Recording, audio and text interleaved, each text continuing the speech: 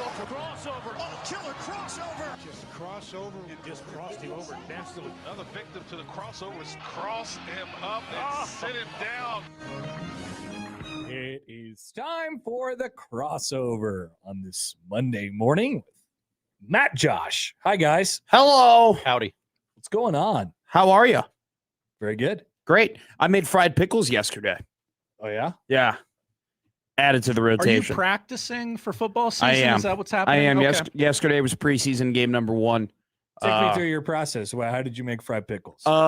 Great question. So I looked up a recipe and it said to use buttermilk and hot sauce, a mixture of buttermilk and hot sauce. Then you dip the pickles in the wet batter and then you put it in the dry batter. How did you cut the pickles? I bought pickles. I bought the. They're already cut. They're already cut. Just Spears the or rounds? Rounds. Okay. Rounds. Got some rounds. I could not find pickled chips. Pickle chips, basically, is what I made. I could not find buttermilk at the Walmart I went to, so I used whole milk instead. It was a fine substitute. It ended up working out. Then went ahead. I got canola oil. Got that up to around. I'm worried about you and canola oil. Why? I know exactly what I'm doing when I have all of the things I need. I have the temperature. I have a thermometer, right, in order to see what temperature the canola oil is at. I also have that little kind of I'm just mesh. worried about you with I canola have oil. the mesh thing that you can put over the fryer, so if it starts sparking up, it blocks it from happening. Okay, there's a bit of an upset. I have a metal like kind of scooper that is made for frying that it's like I'm not That's using. awesome. So I have all of the tools proper in order to do this. I was more so thinking about like the unhealthiness of it. You could fry it in some other stuff if you want to. You get an air fryer even. That could work. That probably could work, but I just on Sundays when I'm making a meal, I'm not really thinking of health. Health is kind of Monday through Saturday. I speak as a person who had I'm going to fry everything portion of my life. Yeah. I remember. So I just want you to learn. I'm not in the process of I want to fry everything in my life right now. I did used to have a big old tub of canola oil. This time I just bought the 2 smaller bottles and I used them both. So I have no more canola oil in my house. We're out. Go back to the store and get more. No, I'm not. This was just kind of hey, I need to add more sides to my repertoire. Like we can only do mashed potatoes and corn and, any form of starch so often. So I kind of thought, the preseason is a time for experiments. And I experimented with fried pickles and they went great. Mashed potatoes and corn are sides when you're watching football. Yeah, I mean, it's a full meal. I mean, it's not necessarily just. I'm not really. He makes Thanksgiving every week. Yeah, basically, okay. It's a roast. Like the ribs got in a little late. They still went for about 4.5 hours. Matt's party is not a regular party. No. This is not like when he showed up with the whole bottle of Slap Your Mama and mac and cheese. This isn't like, I want to make winglets and whatever. That's a normal party. No, I make a charcuterie board, and that's normal. But then it's followed up by bolognese that's been going for about 4 hours, or maybe I made like a marinara sauce that's been simmering. It's anywhere from nobody to 4 to 5 people. Okay. Right. In college it used to be much bigger. When we were all kind of in a tighter area. Easily it'd be about 3 to 4 people deep every time, upwards to about 8 to 10 people. From entirely roommate Dan's perspective, he loves it. Good luck with that, Dan. Sure. How does he feel about how long the dishes stay there? Great question. Been cooked in. Great question. Like, do you have like a minimum amount of time that, or I should say a maximum, really? The expectation is that the kitchen has to be fully clean before I start cooking. Okay, like I can't start cooking. Expectation of his or yours? I think both of ours. Okay, both of ours. After. It's generally assumed. Schaefer is totally correct. There would be a lingering mess from it from probably until the next Friday My or experience Saturday. of a roommate who loved to cook was that he would make a roast and then not clean the slow cooker for like half a week or a week as it sat in the kitchen. There's also and no one else wanted it there. There's also the frying of things with canola oil, which, once again, be careful. I got you. Yeah, it's just and the sense and the smell it's of your. smelly. But do you have you have good ventilation? We have great in your- ventilation. Okay. And we have a lot of windows that we can crack open when needed.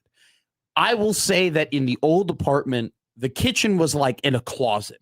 Like the kitchen was very small and it was tight and it was basically Like pushed, a galley style? it was pushed away from everything else. Yeah, sure. And so you could almost like ignore the mess of the kitchen and still feel clean because it's like, oh, the family room is clean and your room is clean and the eating area is clean. Our new apartment, the kitchen is so much of the apartment. I mean, the kitchen's very big and there's a massive island that if the kitchen is dirty, then it feels like the entire place is dirty. And so since we've moved into the new place, the kitchen consistently has been a lot cleaner because it's just like, if it's not clean, then we are in a pigsty. So are there plenty of dishes currently in my sink right now from when we cooked yesterday? Absolutely. Yeah. Will those things get cleaned more than likely either today or tomorrow? Yes, 1,000,000%. Okay. Because that's just how it's been. I didn't know if it was like it was, you cook on Sunday and then it sits in the sink. You until are Thursday. you are completely correct in terms of how things used to be in the old And apartment. for be honest, 72 hours is a long time for the dishes to be in the sink. I will say that I am, breaking news, growing up and not enjoying being in a mess as much as I used to be. And so things are kind of just cleaner around the apartment. Like I am now. Yeah, people start realizing that cleaning is awesome. Yeah. And like it's a thing that you probably don't want to do. You're not excited to do, but man, the feeling of it being clean outweighs the fact that I don't want to do it by a mile now at this point in my life. I did not go out Friday. I had an option to go to the bar, had an option to go out. I said no and stayed in and cleaned for about 4 hours with intermediate video game playing. That's okay. All right. Okay. But it was it was more like 3 hours of cleaning to 1 hour of video games. Okay. Right. And it was great.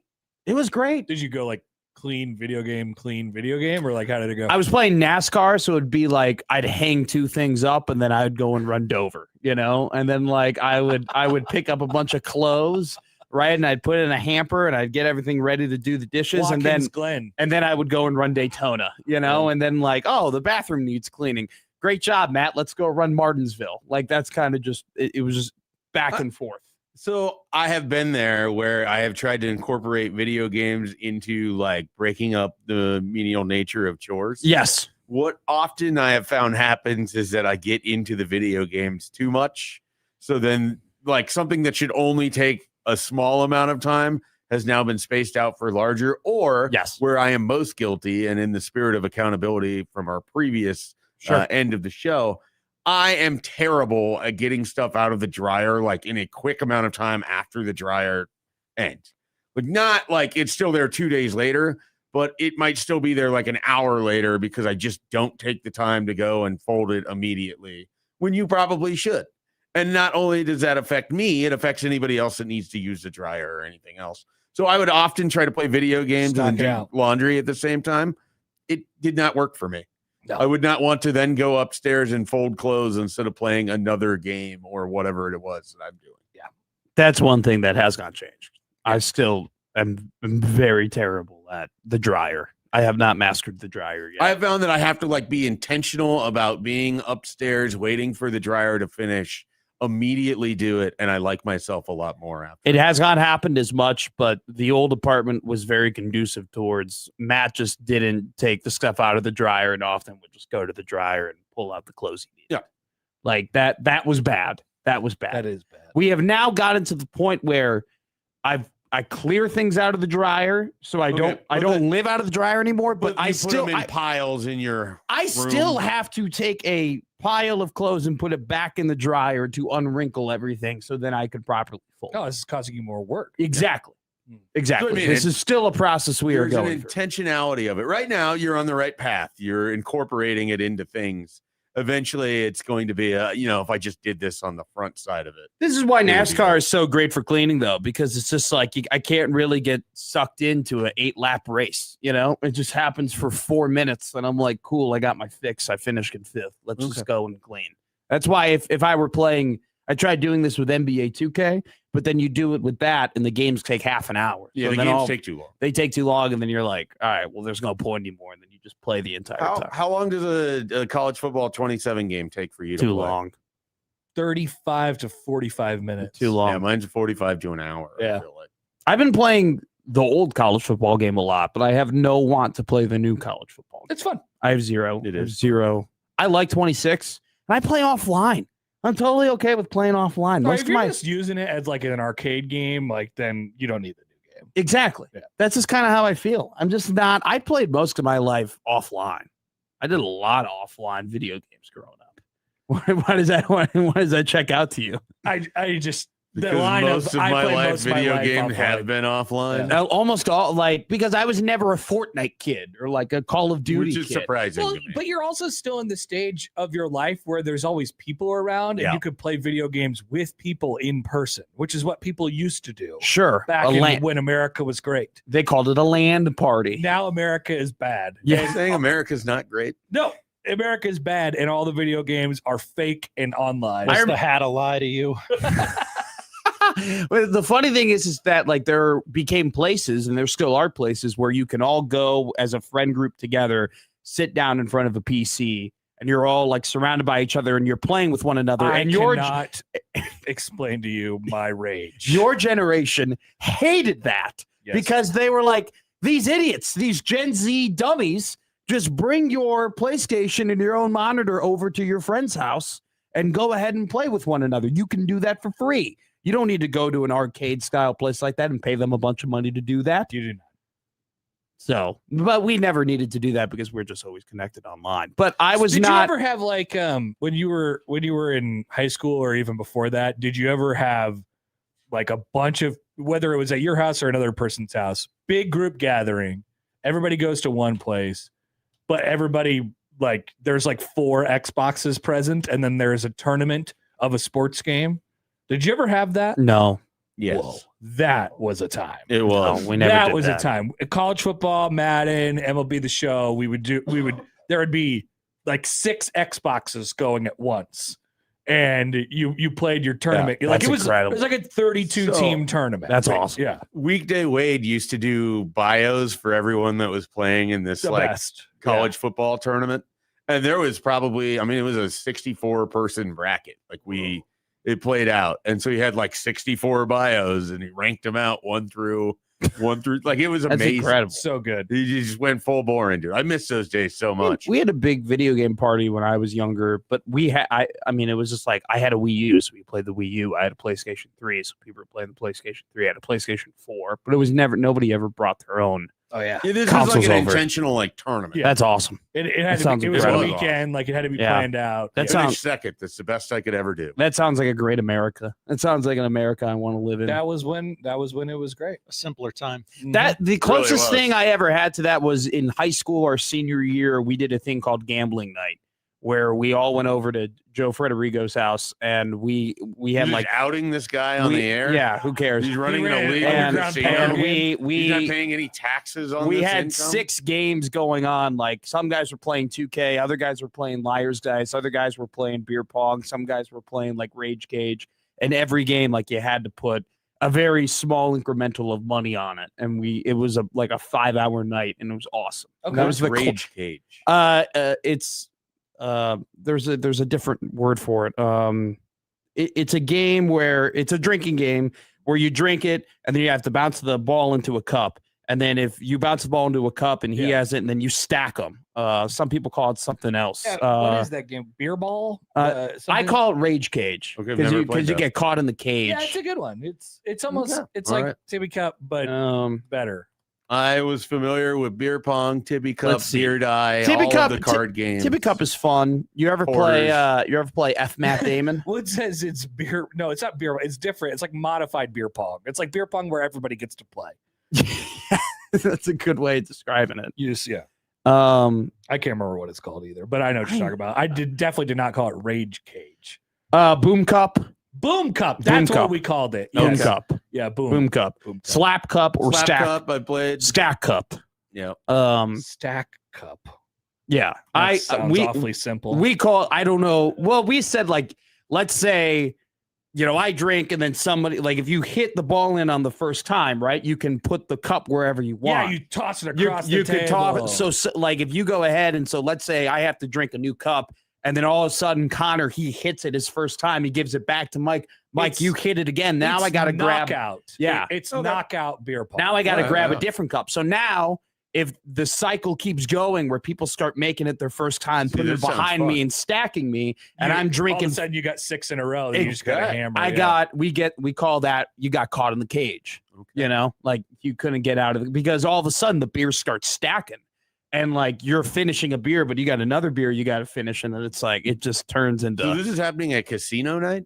This was happening at casino. No, night. I thought you called it gambling night. We called it gambling night. Okay. We called it gambling night. Gambling night. So that was a great time. It also just happened that I got caught in the cage at one of my first college parties, and it was awful. It was terrible. Nearly threw up. Didn't though.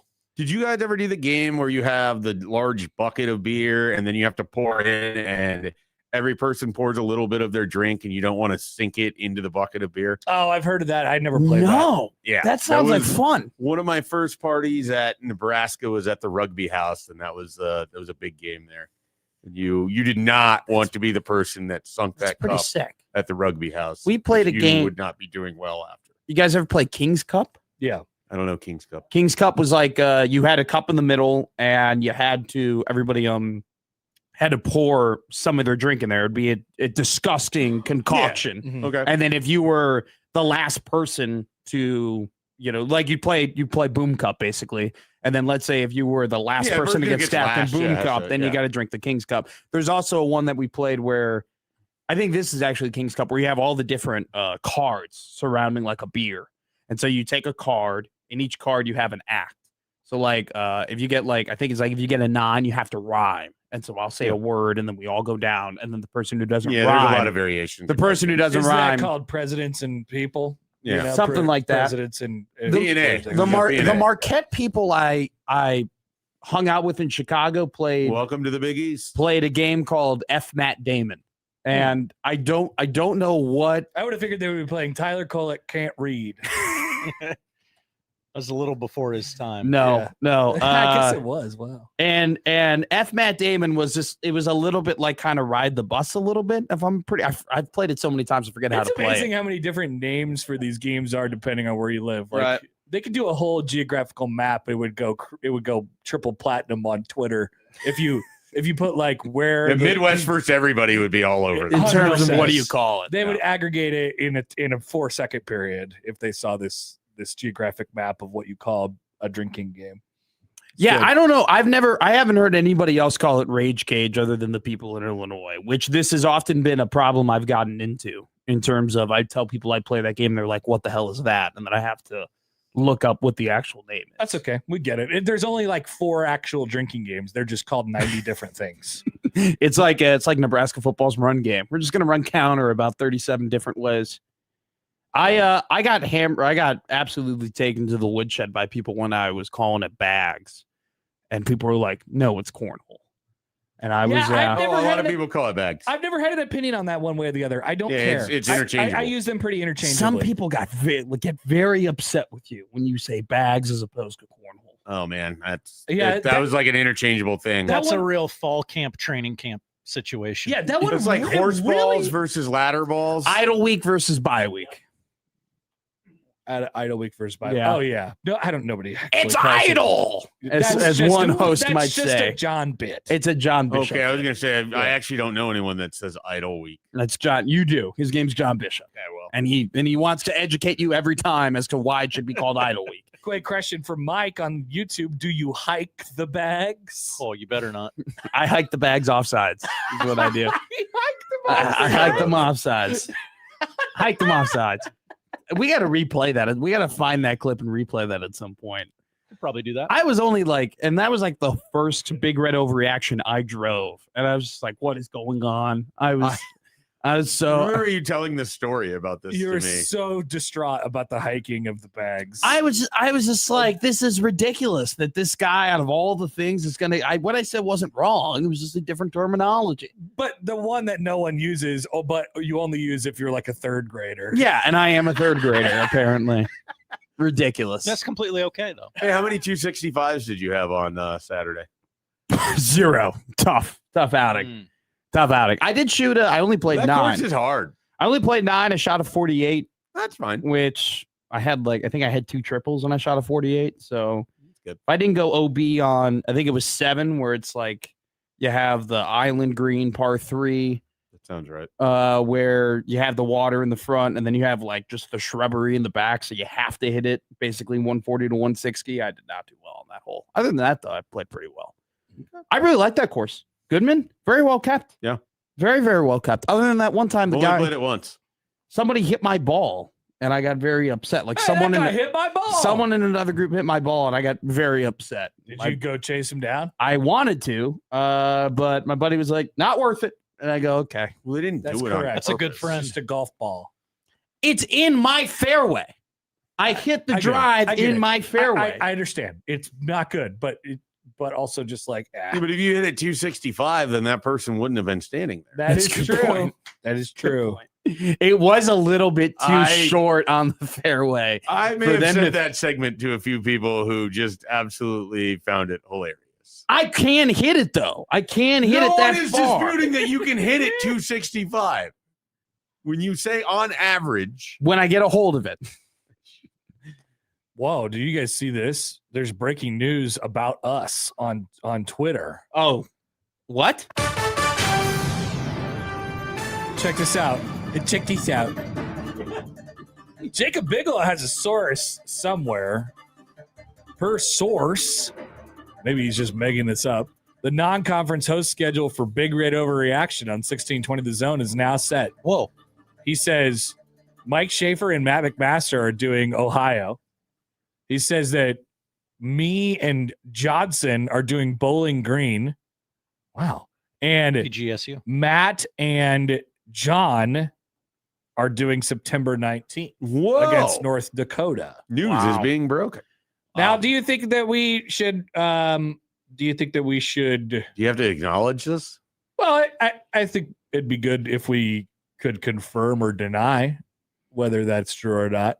It is accurate. I can confirm You my can confirm role it's in it. accurate? I can confirm the accuracy of the report. All right. Hey, that's all four of Yeah, us. obviously. The initial Mhm. reporting, I actually had it wrong. So I'm finding about it on the internet for the first time Hate about when that happens. apparently there was a late change on North Dakota. There was. Interesting. So I actually would have had it wrong. Jacob would have had it right. I'm hearing this for the first time. I haven't heard that. Haven't heard that. I'm hearing this for the first time just now. Yeah, obviously, not overly ecstatic doing 2 of the tomato can non-con games, but you're just dealt the hand that you're given, and we're going to go ahead and we're going to attack it with enthusiasm unknown to mankind. We're very appreciative of the opportunity to do Big Red Overreaction as always, and we're very much looking forward to working with some great co-hosts like Mike Schaefer and John Bishop, 2 men I frankly don't have a ton of experience of doing radio with, but we always like new opportunities, and I'm very with both of them every day. I'm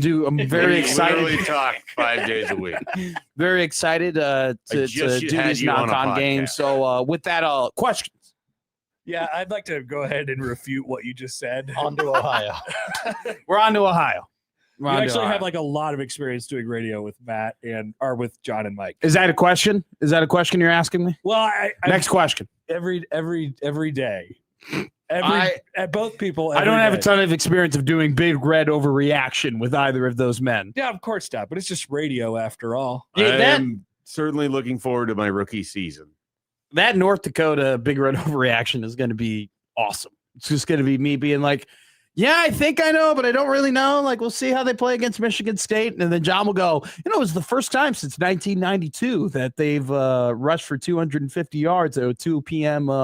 Start game while also, running you with. hate on stats? No, What's I'm wrong not. with you? But You John, don't even know what time the game starts. John is We do. incredible. It's a 6:15 6:15 kick. John game. is incredible at just pulling first time in 35 years stats out of nowhere. He's got. He reads he's, the football notes. he he's reads great the at notes it. from Matt, or I'm or complimenting him. he has data to back it up You himself. guys It's can more talk fun for about. me to imagine that you don't know that these stats are just being sent to him and that he's just like, got his own stats department doing the research. You know what? If John had a couple guys hired, in the basement doing his research for him, I think that'd be awesome. You can disseminate Purdue UCLA during that Big Red overreaction.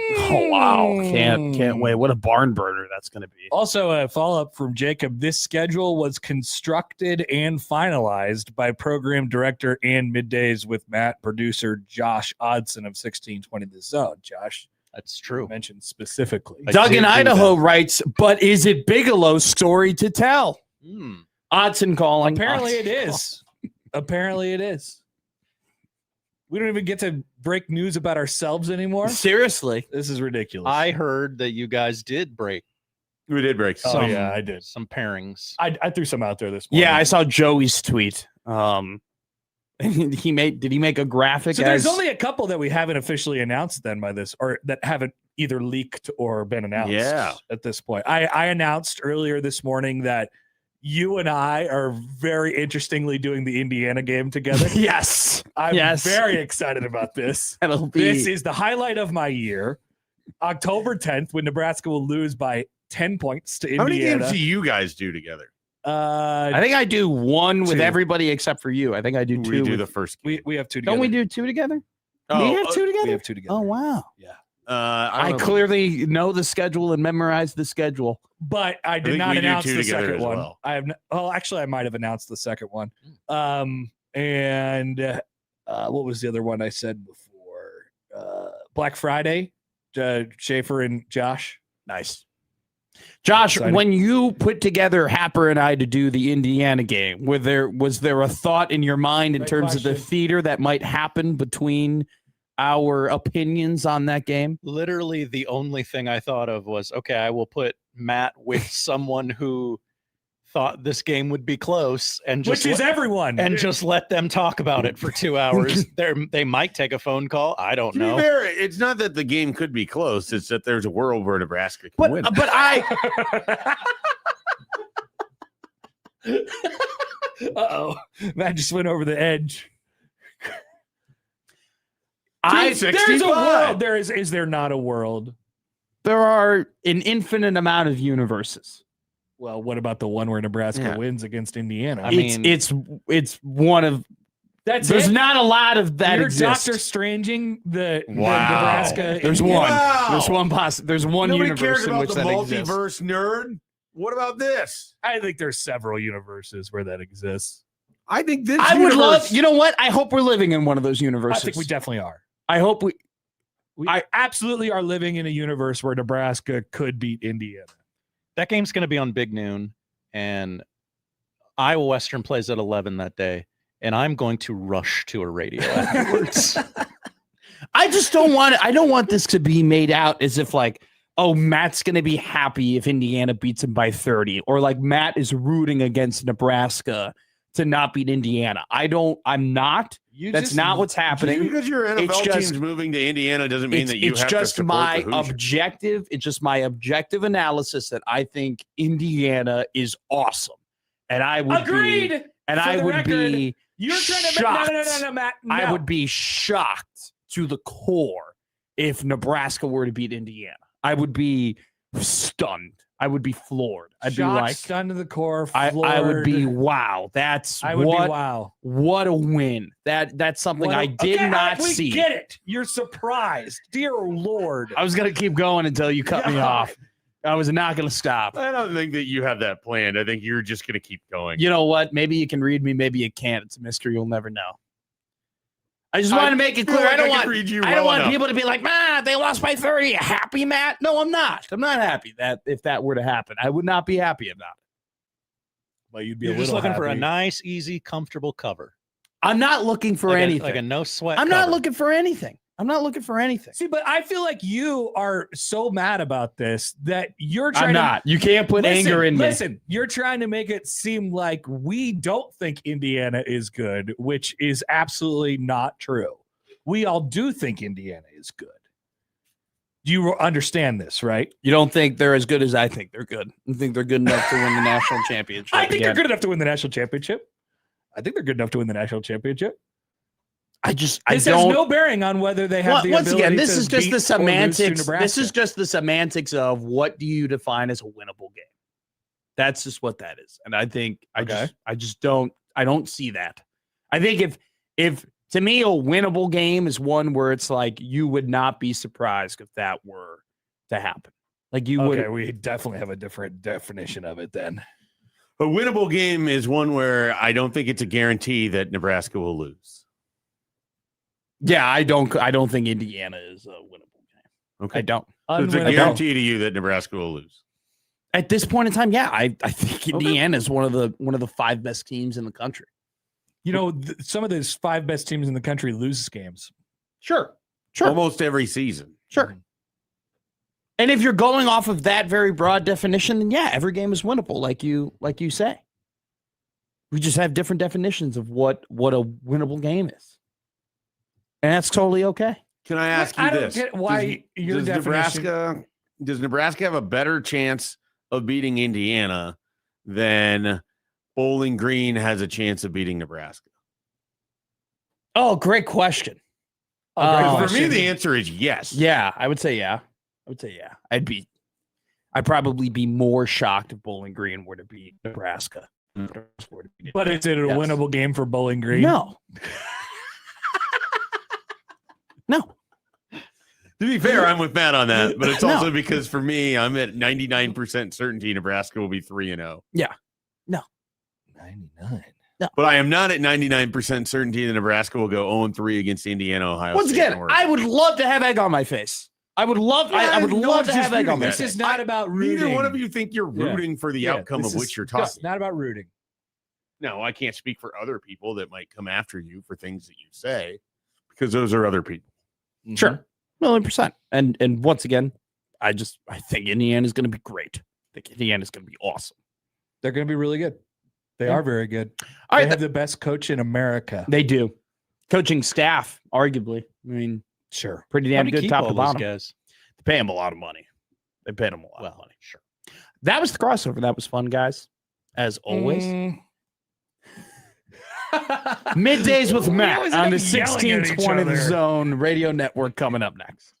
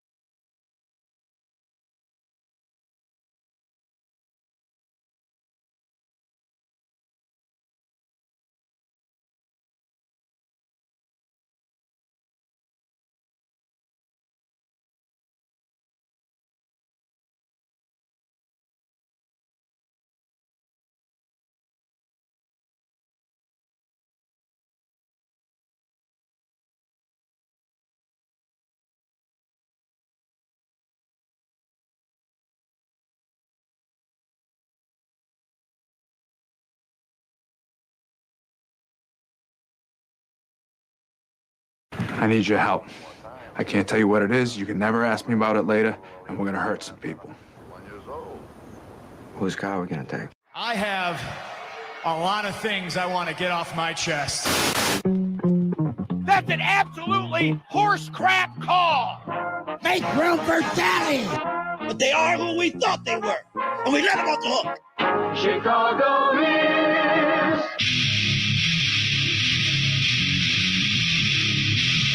This is Middays with Matt on 1620 The Zone.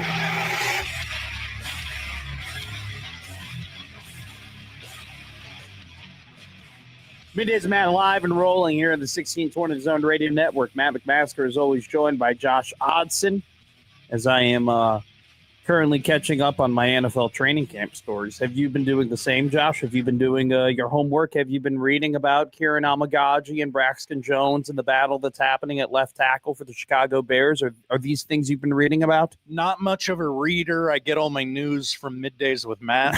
So looking forward to it. Thank you. Thank you. I appreciate it. By the way, there was an article on SI written about how Kyle Shanahan, and you heard about this car crash that he very unfortunately was in which it gave him a pretty nasty concussion. And reports Broke are some ribs, right? broke some ribs. Reports were that he was very close to losing one of his eyes in the crash. Yeah, it got that bad. There was a report released by SI that apparently the 49ers are really feeling his absence at training camp. Funny enough, like there was I saw this on Twitter that he's got lingering concussion symptoms, and he, when you have lingering concussion symptoms, what kind of bothers you, right? Well, light yeah. and noise, and a lot of noise. And the 49ers are one of the first teams, I think maybe ever, it was a Warren Sharp stat that they're one of the first teams that have like their first three games at home or something like that. Like they let me look at their schedule. That's what I was doing. I think they have three of their first three games at home, or maybe their first four games at home or something like that. Go ahead and they read have the that. first four games at home. Are these true? Well, the first week one is in Melbourne. Yeah. And then they are home for 3 weeks. So they don't play a true road game. A true, like, hey, you are in hostile territory road game until week 5 of the NFL season against Seattle, which is probably the worst place to play your first true road game. Better to get that out of the way, though, right? Seriously. So it's one of those things where it's like, if he still has some lingering concussion issues come season time, which still we're a good month away from the season, and then we're another 4 weeks away from them having to play a true road environment. So if his concussion symptoms are still lingering, that's a long time in a cigar tube. Seriously, it'd be very, very concerning. But it was quite a little interesting stat. So apparently the 49ers are definitely missing his presence at their training camp. Also, it did come out yesterday that Kobe Bryant, the Bears' new fancy signing at safety, which was very much needed after Jaquan Brisker has left the Chicago Bears. He was carted off the field yesterday. So the Bears might be pretty thin in the secondary. So we will keep an eye on that and all the other great storylines that are happening throughout the league. I keep seeing videos of Kansas City Chiefs training camp. Patties and pads again. Yeah, that, and he's throwing the ball off of his center's helmet. So that didn't look I did see that, yeah. all that great, which, by the way, congratulations to Nick Bolton, who was the former Missouri Tiger, going to be inducted into the 2026 Missouri Athletic Hall of Fame. So congratulations to Kansas City Chief Nick Bolton on that honor. They released a video of it on Twitter. EJ was there. Looked like EJ looks great in a Kansas City uniform, by the way. I'm just saying, like, you talk about guys who just look good in a certain color, look good in a certain uniform. Emmett Johnson looks good, looks really good in a Kansas City Chiefs uniform. We had a great interview with Matt Foster last Wednesday, who's working down there in Kansas City in the television. And he talked about how Emmett's going to have a real opportunity to be that third running back. I'm very encouraged by the fact that Eric Bieniemy is back for the Kansas City Chiefs in a coaching perspective because he was the running backs coach last year for the Bears. He did a phenomenal job developing Kyle Monangai. Eric Bieniemy very famously the first running backs coach of Adrian Peterson. And so there's a lot of classic old school training camp footage of Bieniemy coaching a rookie Adrian Peterson, a rookie AP, which is very cool. I mean, he was very, very tough on him, but I thought that Bieniemy was a key piece in the Chicago Bears having success in the run game last year. And it's great that he's back in Kansas City and as someone who's rooting for Emmett Johnson, the former Nebraska Cornhusker. I think it's great for Bieniemy to be there, and hopefully he can develop another later round Big Ten running back, just like he developed a late round Big Ten running back in Monangai. He was drafted in the 7th round. Emmett Johnson drafted in the 5th round. So as we continue throughout this show today and throughout the weeks, we will give you some NFL training camp updates. And unfortunately, most of the training camp updates are up. This guy is out with an injury, which is very unfortunate. Myles Garrett day-to-day in Rams training camp right now, according to Sean McVay, with a lower half injury, something below the belt. Apparently hurting Myles Garrett right now. That's what Sean McVay said.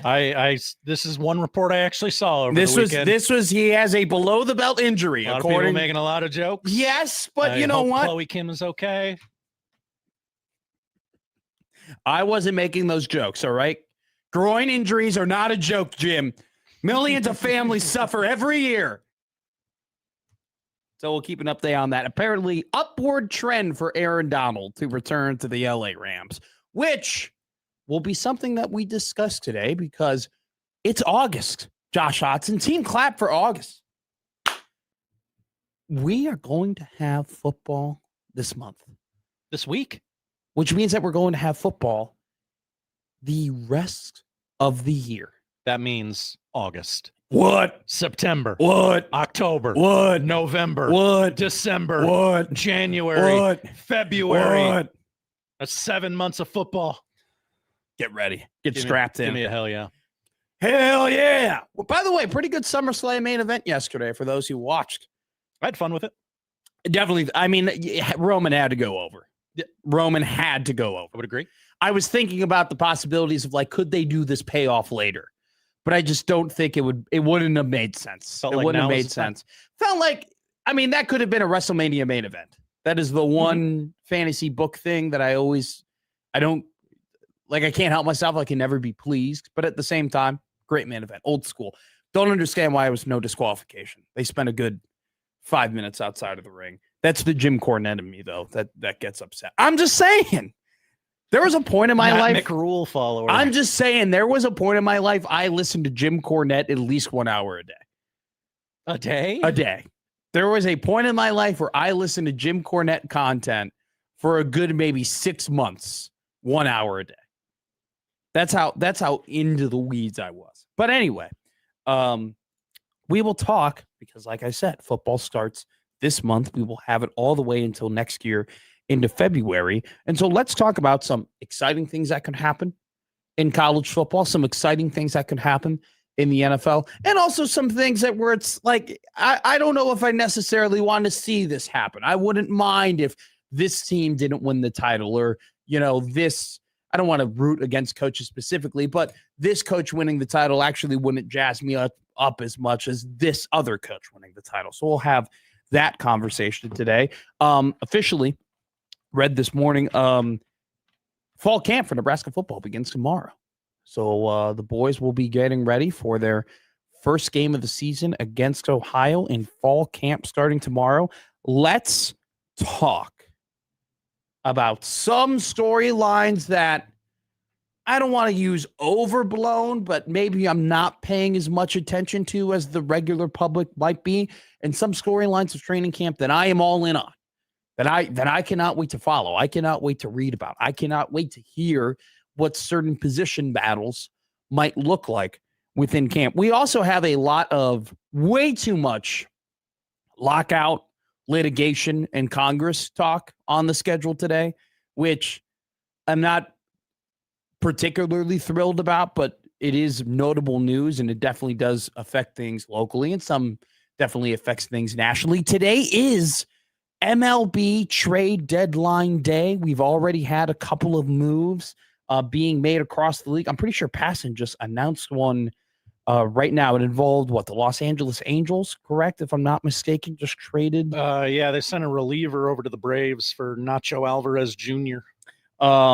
How do you feel nobody about but me cares about that? How do you feel about the Braves trade deadline so far, Josh Johnson? I'm gonna need a starter to come over to Atlanta today. Well, a starter came over to the Chicago Cubs, my friend. That's right, Kevin Congrats Gausman. on that. Yeah, it was a good pickup. I mean, 1.3 WAR this year. I think he has a little bit over a 4 ERA so far. But obviously, if you can get the Kevin Gausman from last year's postseason run, I mean, that would be absolutely phenomenal for the Cubs. They just need arms. Like, they just need not only just arms, but quality arms. You know, they had the DFA Tyone earlier this season.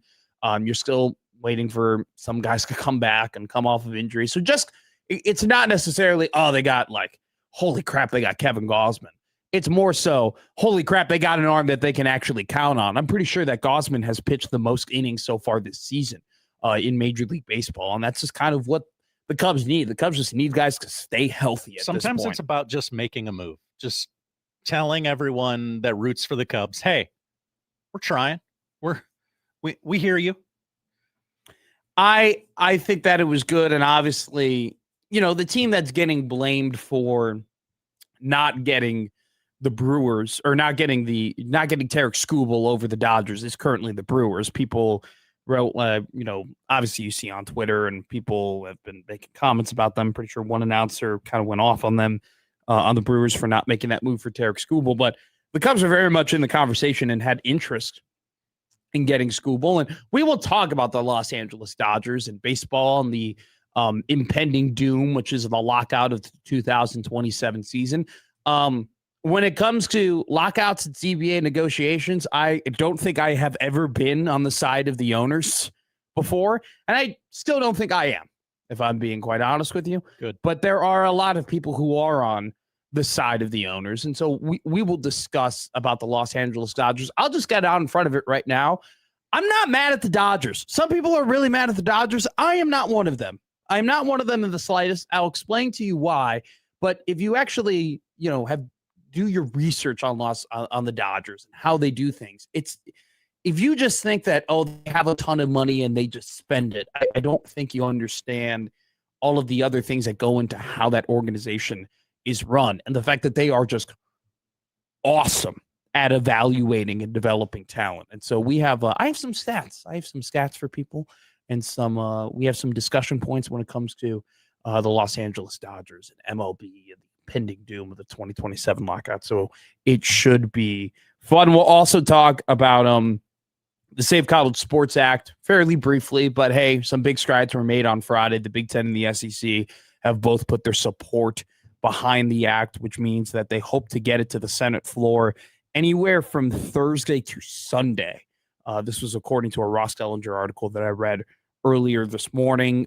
There still are some pretty big hurdles that we're going to have to jump through in order for the Save College Sports Act to go through, along with the class of 2022.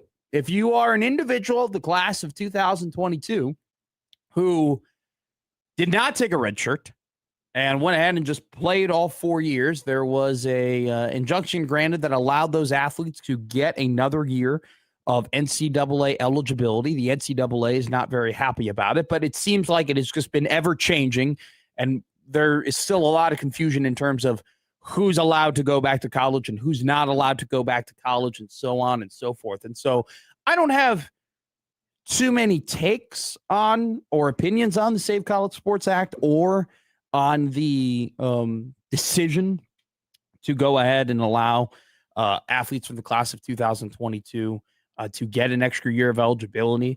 I think it would have been a lot easier, Josh, if the NCAA just did it themselves, because I think you had to have had the foresight that there was going to be some sort of litigation for these athletes who did not get the COVID year, because they came in after, and they did not, obviously they didn't get originally grandfathered into this new 5-for-5 rule. So I think it would have been probably the least bumpy road for them to just say, hey, everybody can come back and you can enter the portal and this is how we're going to do things. Or maybe they could have waited for this calendar year to go by so 2022 athletes wouldn't have complained about it. I mean, there's just a whole lot of other things they could have done to maybe potentially have avoided there needing to be a decision made by a judge. But all of that to say, I don't have too many opinions on it, but it is very important, I think, for people to actually understand what's going on and what's happening with these discussions when it comes to 2022 athletes being potentially available to play sports in the next calendar year. And, pretty sure that the originally, I don't know if this is still standing, but the transfer portal for those types of players were supposed to happen today. So we'll discuss all of that and just try and get a better view on what's actually going on in college sports and what's actually going on with the Save College Sports Act. So we will discuss all those things. We'll also talk about very interesting Tom Chattel article that was written a couple of days ago that came across me on my timeline talking about Husker football apathy and its potential existence. I think it's an interesting conversation to have. I think Tom wrote a very good article that brings up a lot of interesting points just in terms of what is the state of fan passion and fan interest right now when it comes to Husker football. It just seems like there are way more people who have less optimism and skeptical opinions based on the results that have happened previously with the Nebraska Cornhusker football team over the last couple of seasons. And I definitely don't think you can blame those individuals for feeling the way that they feel. I have a different point of view on apathy, or as Tom Chattel called it, fatigue when it comes to Husker football, just because I am of a different era. I was not born in, before 2000. I was born in 2002. Husker football success has only ever been told to me, at least Husker football's national success has only ever been told to me. It's never been something I personally experienced.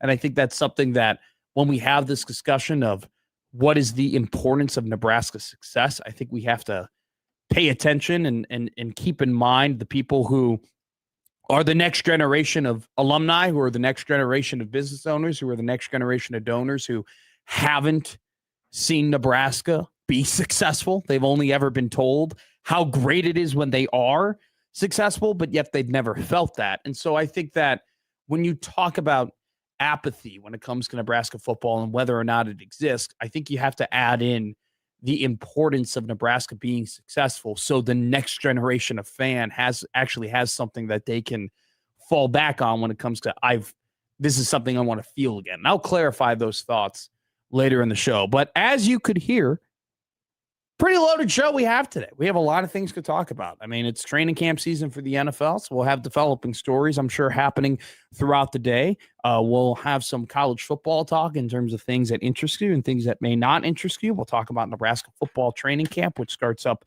tomorrow. We'll get some clarification when it comes to the ever-changing world of college athletics, the Save College Sports Act, along with class of 2022 athletes seemingly being allowed to grandfather in to have one extra year of eligibility. How does that affect local players here and local teams here in Nebraska? We'll have a discussion about that. Don't forget to reach out to us on the Equitable Bank Zone inbox at Equitable Bank.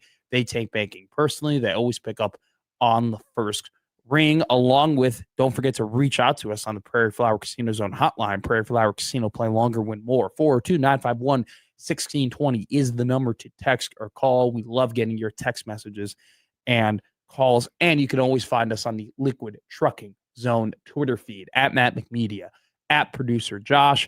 Gonna have a fun show today, loaded show today. A lot of things to talk about here on Middays with Matt.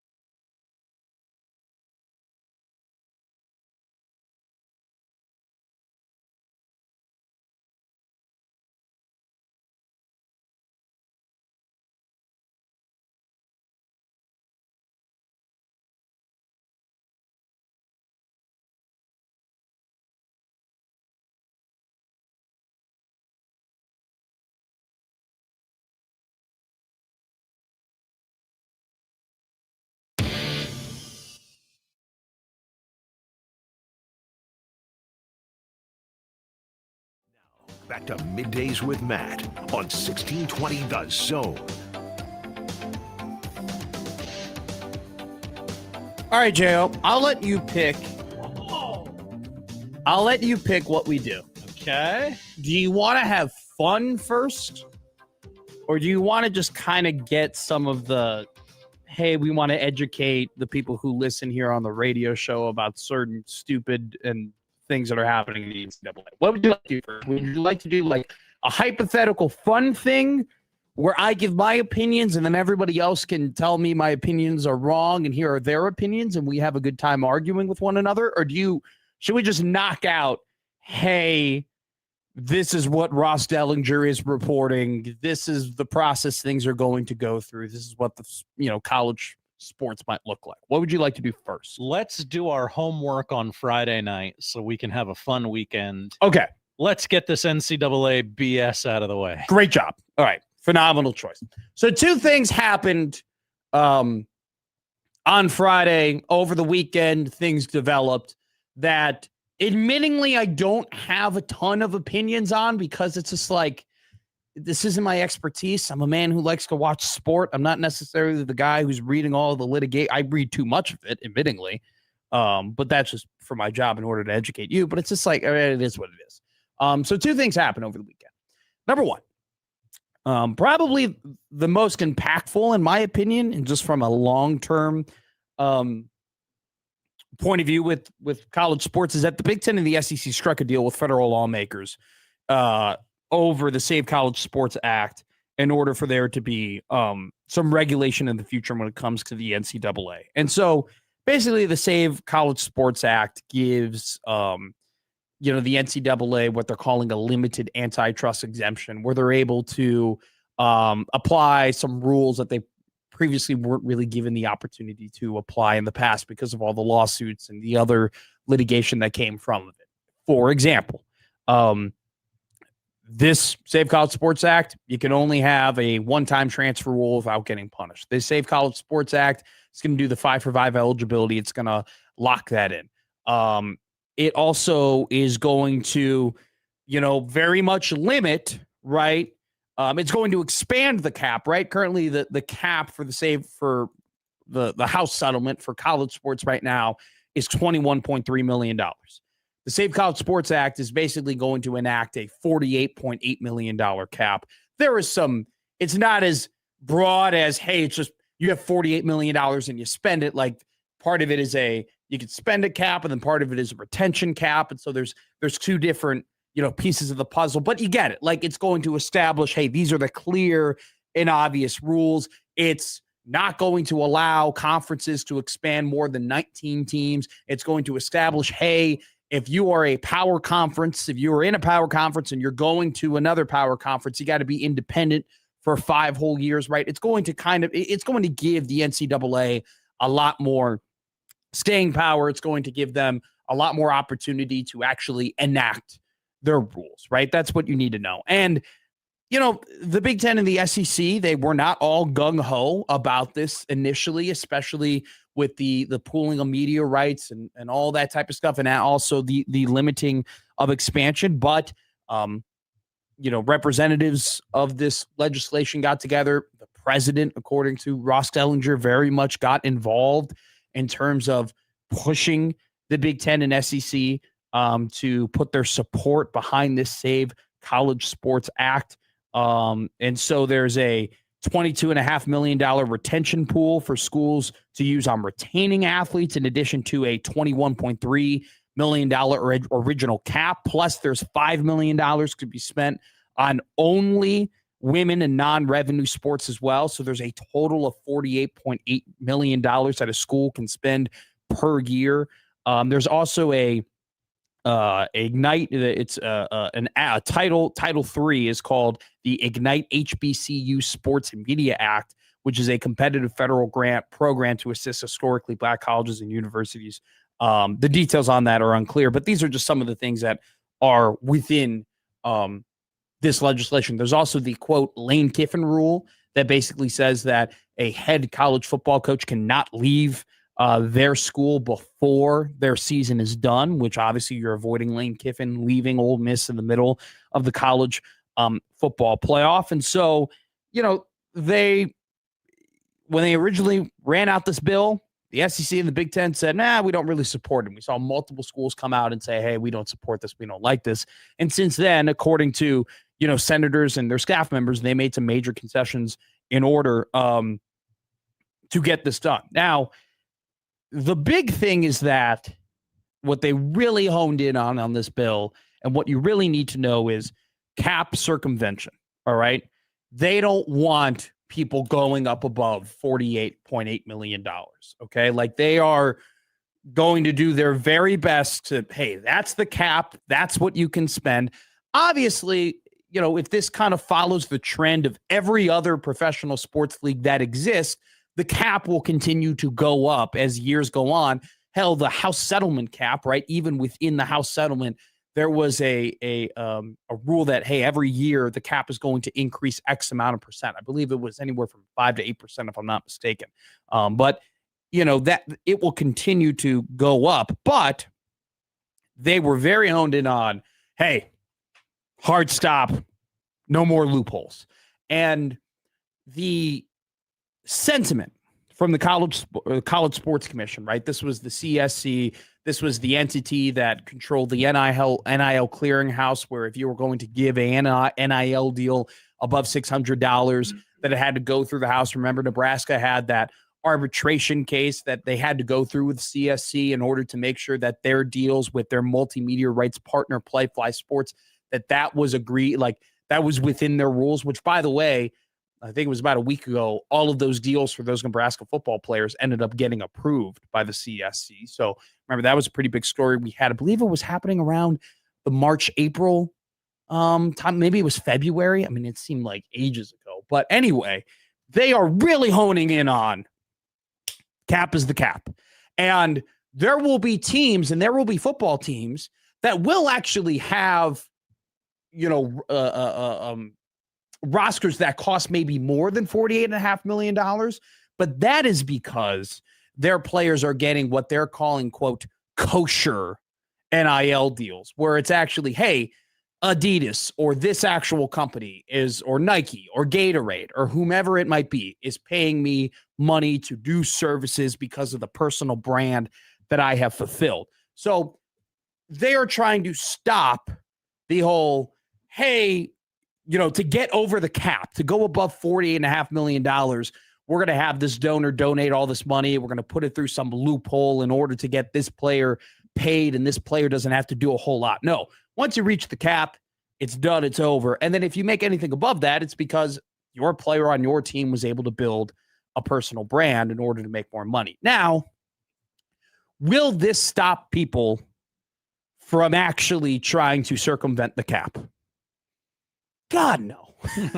Absolutely not. You ain't cheating, you ain't trying. Yes. Like, there are still going to be teams that are going to try and find loopholes, that are going to try and find things in order to give themselves the advantage, the best advantage they possibly can, the best possibility toward producing the best rosters they possibly can do. So to think that this Save College Sports Act is just going to fully put the X on anybody ever thinking, hey, how can we pay our teams more money is a little bit, that's a fairy tale to me. That's a fugazi, it's a whizzy, it's a woozy, it's fairy dust. That doesn't exist. Okay.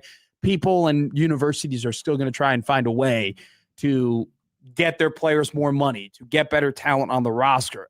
But at least this act gives the NCAA some sort of power towards stopping that, or some sort of power towards punishing that. Now, personally, and this is kind of the only real concrete take that I have about this, is I don't love the idea of giving the NCAA power back to the people who ruined college sports to begin in the first place.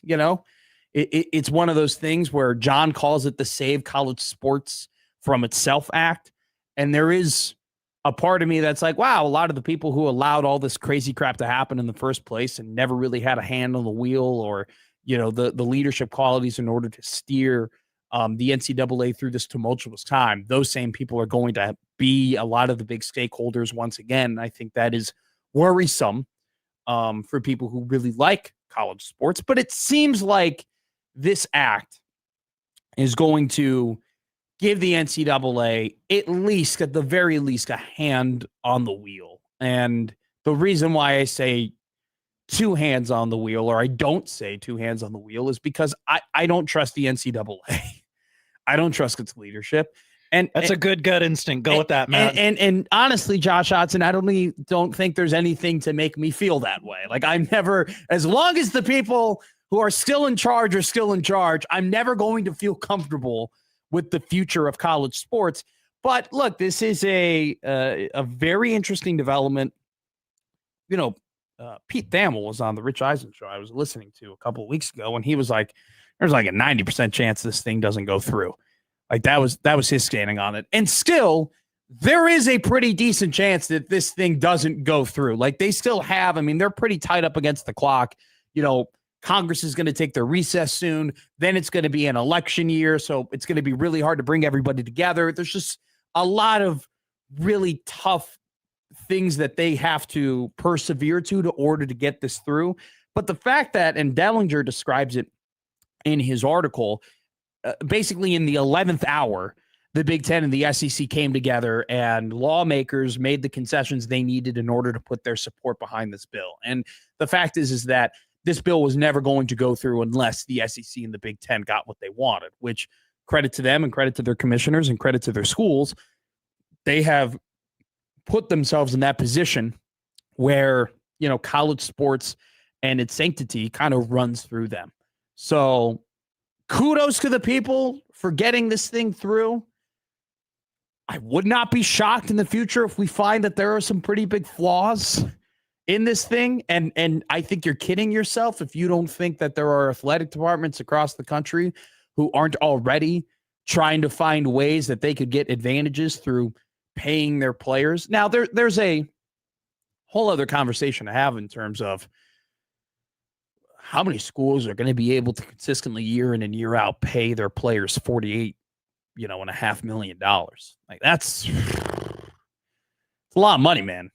That's a lot of money to year in, year out, fixed budget. Hey, we're going to put all of the money in here. And so it will be interesting to see not only how teams divvy up who gets what part of the pie, but how big is the pie, right? And how many teams get the full pie in terms of maxing out their cap, which is, I believe it's called cap maxing. Yeah, which is funny, like, not to dive into our Major League Baseball conversation too quickly, but it's like, my first question has always been, all right, you want a salary cap in baseball? That's fine.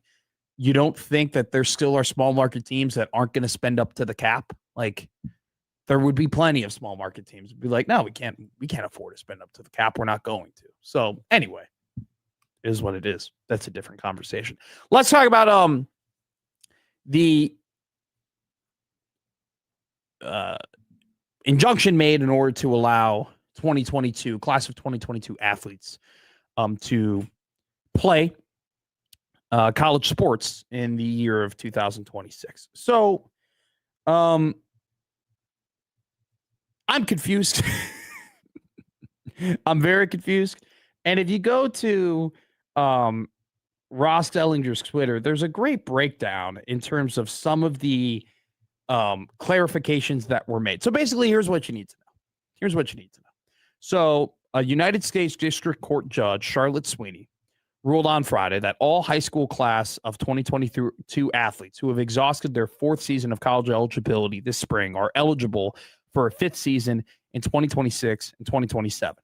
And so it undercuts the NCAA's want to have this 5-for-5 rule, right? And originally, when all of this stuff came out and it was broken down, you know, people were wondering, is the NCAA, are they going to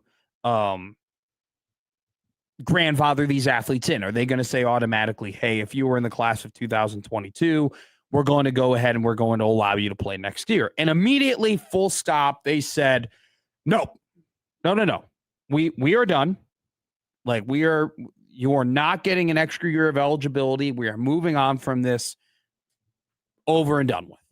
And unsurprisingly, there will be lawyers, and people got their lawyers and said, no, this is unfair. We should be allowed the class of 2022 athletes who have gone ahead and used their full eligibility should go ahead and be able to play in college sports next year. So obviously this U.S. District Court judge, Charlotte Sweeney, made the decision, hey, we are not going to allow that. I'm going to grant a preliminary injunction that requires the NCAA to declare all high school class of 2022 athletes eligible. And immediately, like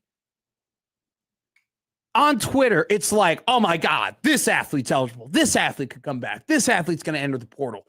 There was a, hey, there's going to be in the act, it was a August 3rd to August 10th transfer portal open that athletes can enter into. And the NCAA, first off, very quickly appealed. They're like, this is ridiculous. This can't go through. But upon appealing, they also did ask, hey, we have some questions. Like, we need you to make some clarifications here in terms of what this actually is going to look like. And Judge Sweeney, to her credit, basically clarified that this ruling doesn't enjoin or affect any of the other rules that have already been established by the NCAA. Okay. And what that means is that the rule that, hey, if you signed a pro contract, you can't now get out of that pro contract and come and play NCAA sports, right? So, for example, if there was someone who was in the class of 2022 who used their 4 years of eligibility, and then they went ahead and they signed an NFL contract, right? They signed an undrafted free agent contract, went to training camp and got cut from training camp. They can't come back, okay, because they signed a pro contract. And this injunction and this ruling that allows 2022 athletes to come back, it doesn't just ignore all the other rules that exist. And so Sam C. Elrich, that's his Twitter handle, did a great job of clarifying, some of her rulings and breaking down, hey, what does this actually mean? And the fact that this injunction, it doesn't affect the transfer portal rules. It doesn't affect the, hey, you can't play if you're, or you can play if you're signed a pro contract already. It doesn't, affect any of that. It just says, hey, if you 2022, 4 years eligibility, you could still go and play. And so it's not like you're going to have all this Armageddon. And so if you go and you look at Sam's clarification of what Judge Sweeney said and because she had to write another, hey, this is what this does, right? Clarifying she had to write a clarification part to the NCAA. Some of the questions from actual journalists, by the way, are in here. And it just tells you how big of a mess this whole thing is, right? One tweet is, so just to make sure I'm understanding it right, if a player's initial school does not have a roster spot available, then they'd seemingly not be able to take advantage of this ruling. Elrich responds, that's my understanding, yes, unless they're otherwise able to transfer. So then another tweet was, so can those players transfer or only return to their school if they didn't previously enter the portal? Sam responds that NCAA's transfer rules remain applicable to them. So even through all of this stuff, all these rulings and all these clarifications, there are very high-level thinkers and very notable media members who are still like, what the hell is going on? Can they not enter the portal? Can they enter the portal? Do grad transfers still exist? Did they already previously have to enter the portal before this ruling was made? It's still all a mess, okay? It's still, and that's where my only take stems from this. I just think it would have been much easier for the NCAA to say, all right, hey, we're going to bite the bullet on this season. 2022 athletes are eligible. Let's just get this over and done with. Instead, they decided not to do that. And now we have, here's a great question. This comes from Bill Doodle. Bill Doodle 54 on Twitter. Thank you, Mr. Doodle. He goes, so am I correct in assuming the transfer portal for all class members will not open at 8 a.m. on August 3rd? Okay, because that was the original, hey, August 3rd, gonna be transfer portal opening for the people for the class of 2022 that are now eligible. Sam Elrich, who is he's the guy that everyone is looking to for answers, goes, it will for some, who were a part of a different injunction. Whoa. What does that mean? Now I got to know which injunction I'm part of. I know. So it's just one of those things where it's like, once again, it's just like, what do we do? It's too confusing. It's all up in the air. And that's why when Charlie Baker, the president of the NCAA, when he made a statement on this injunction, what was his response? Well, this is exactly why we need the Safe College Sports Act, because once again, a ruling has been made from a U.S. District Court judge, and we all don't know what the hell is going on. And if I know what 2022 athletes are eligible and what 2022 athletes aren't eligible and which ones can enter the portal and which ones can't enter the portal and so on and so forth. So it's all a mess. It's all a mess. That's all you need to know. I'm sorry if you might be confused. I felt like I tried doing my best explaining all of that. And the people who literally spend so much time trying to explain all this stuff are confused as well. So we'll see what happens. Here's what we know. Nebraska basketball has a roster spot open. They kept that roster spot open for Jamarcus Lawrence. Okay. J-Law wasn't originally a part of that court settle or that lawsuit, according to Robin Washut and his reporting. We will see how that develops. He might end up playing Husker basketball next year. Nebraska kept the transfer spot open for him. It seems like there was, from reporting, and this is mainly from Robin, there was never really like another option for him. Like it's like, I'm going to Nebraska or I'm doing something else. So that's kind of from a local perspective what you need to know. So Tony Osborne, the former Omaha Maverick, the shooting guard, awesome basketball player. Loved watching him play in Omaha for the 2 seasons I was here that he played in. He kind of came out and tweeted on, hey, look at that. I'm one of these guys who qualify for it. Now I could potentially be eligible. And then all these clarifications came out, and Tony retweeted a tweet where he goes, on April 7th, Tony tweeted, while waiting for the impending decision on the recently signed executive order, I have entered my name into the transfer portal as a grad transfer. So when you're going through, like, all right, it's not like a new portal cycle is open, right? Like, they haven't completely opened the transfer portal up. That's what the clarification of these two things aren't enjoined. The rules are the rules. There are athletes like Tony who have entered their name in the transfer portal, who are a grad transfer, who are eligible, because they're a class of 2022 member who used 4 years of eligibility. So a guy like Tony very well could be going to a different school, or he could be returning to Omaha. We will see. So it's all a mess. It's all a mess. So it's like, everyone's like, we think we know.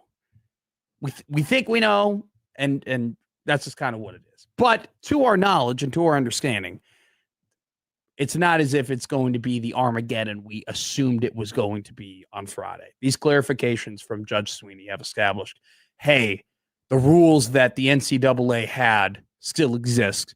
This ruling doesn't affect them. That's what you really need to know. All right, let's take a break here and have fun. Coming up next, Middays with Matt.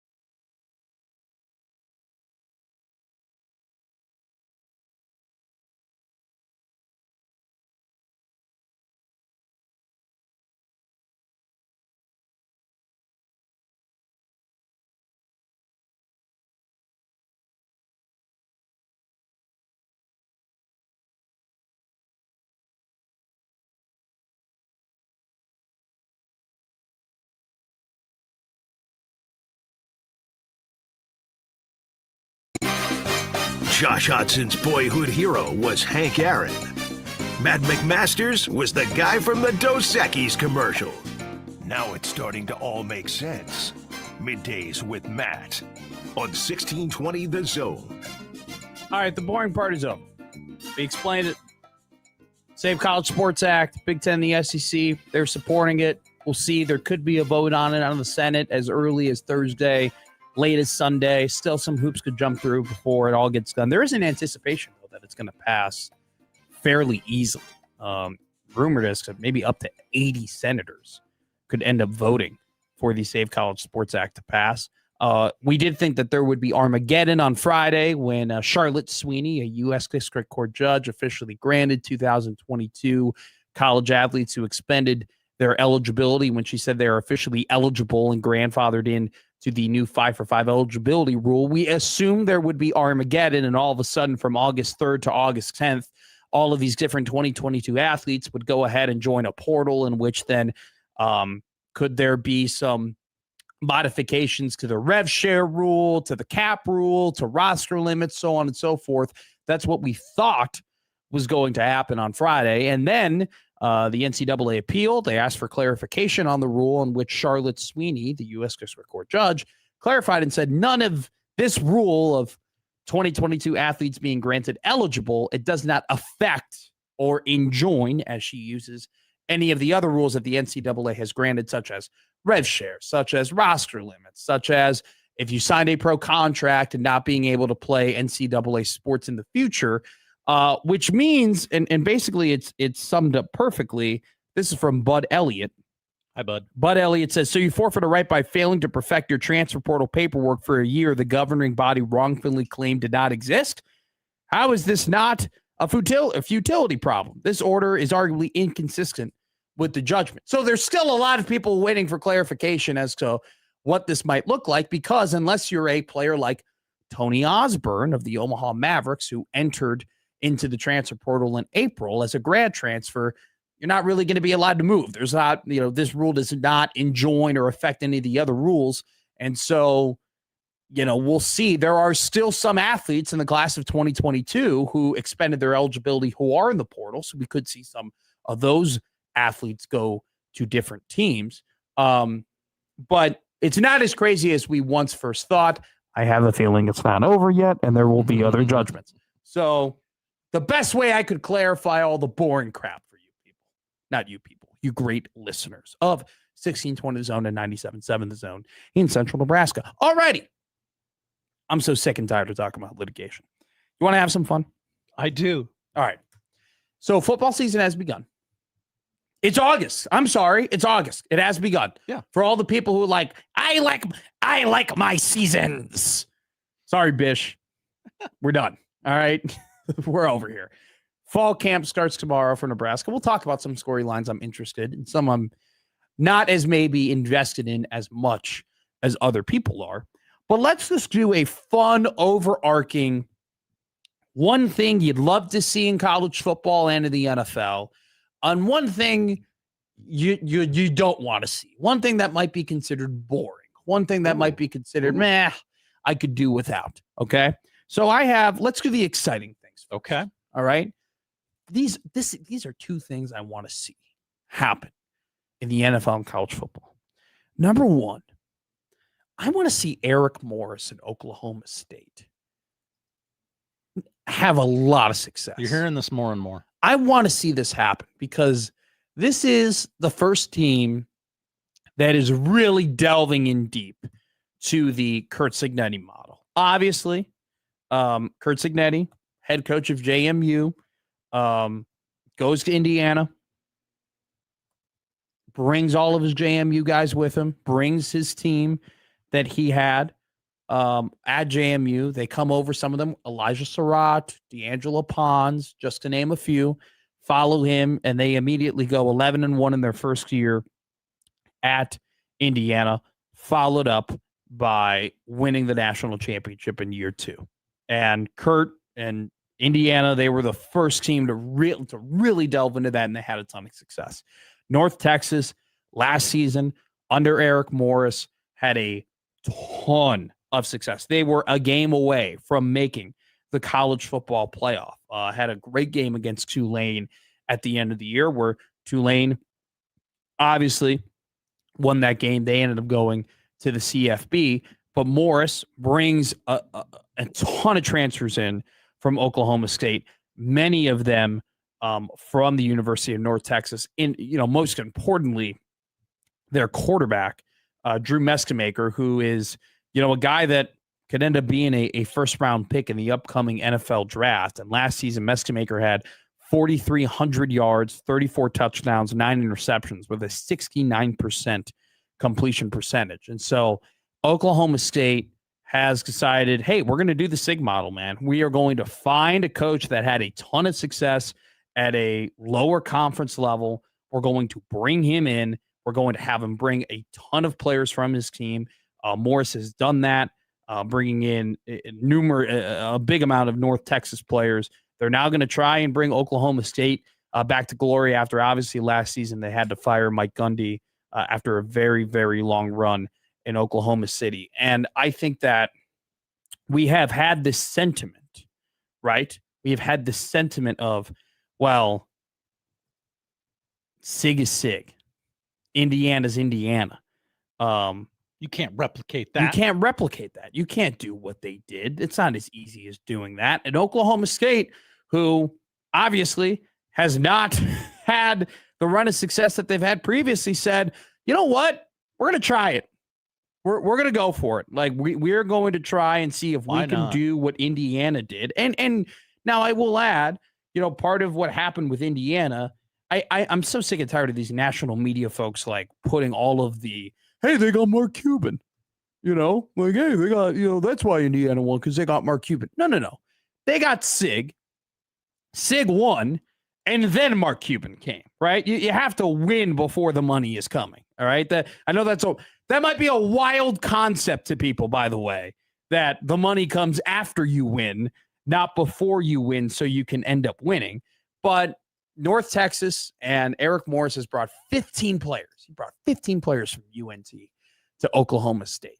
And if they are able to make a big run in the Big 12, maybe even win the Big 12, go ahead and make the college football playoff, man, if I'm a group of 5 coach, I'm like, all right, if I have one good year, right, if I develop this team really well, there's going to be a Power 5 team that's going to come calling, and this might end up being the model. And it was interesting. Matt Rule kind of referred to this at his Big Ten media days. Matt Rule referred, he's like, it's hard to see colleges hiring coaches that don't have dudes that they can bring with them. Like that's kind of the model now. That's the vision now.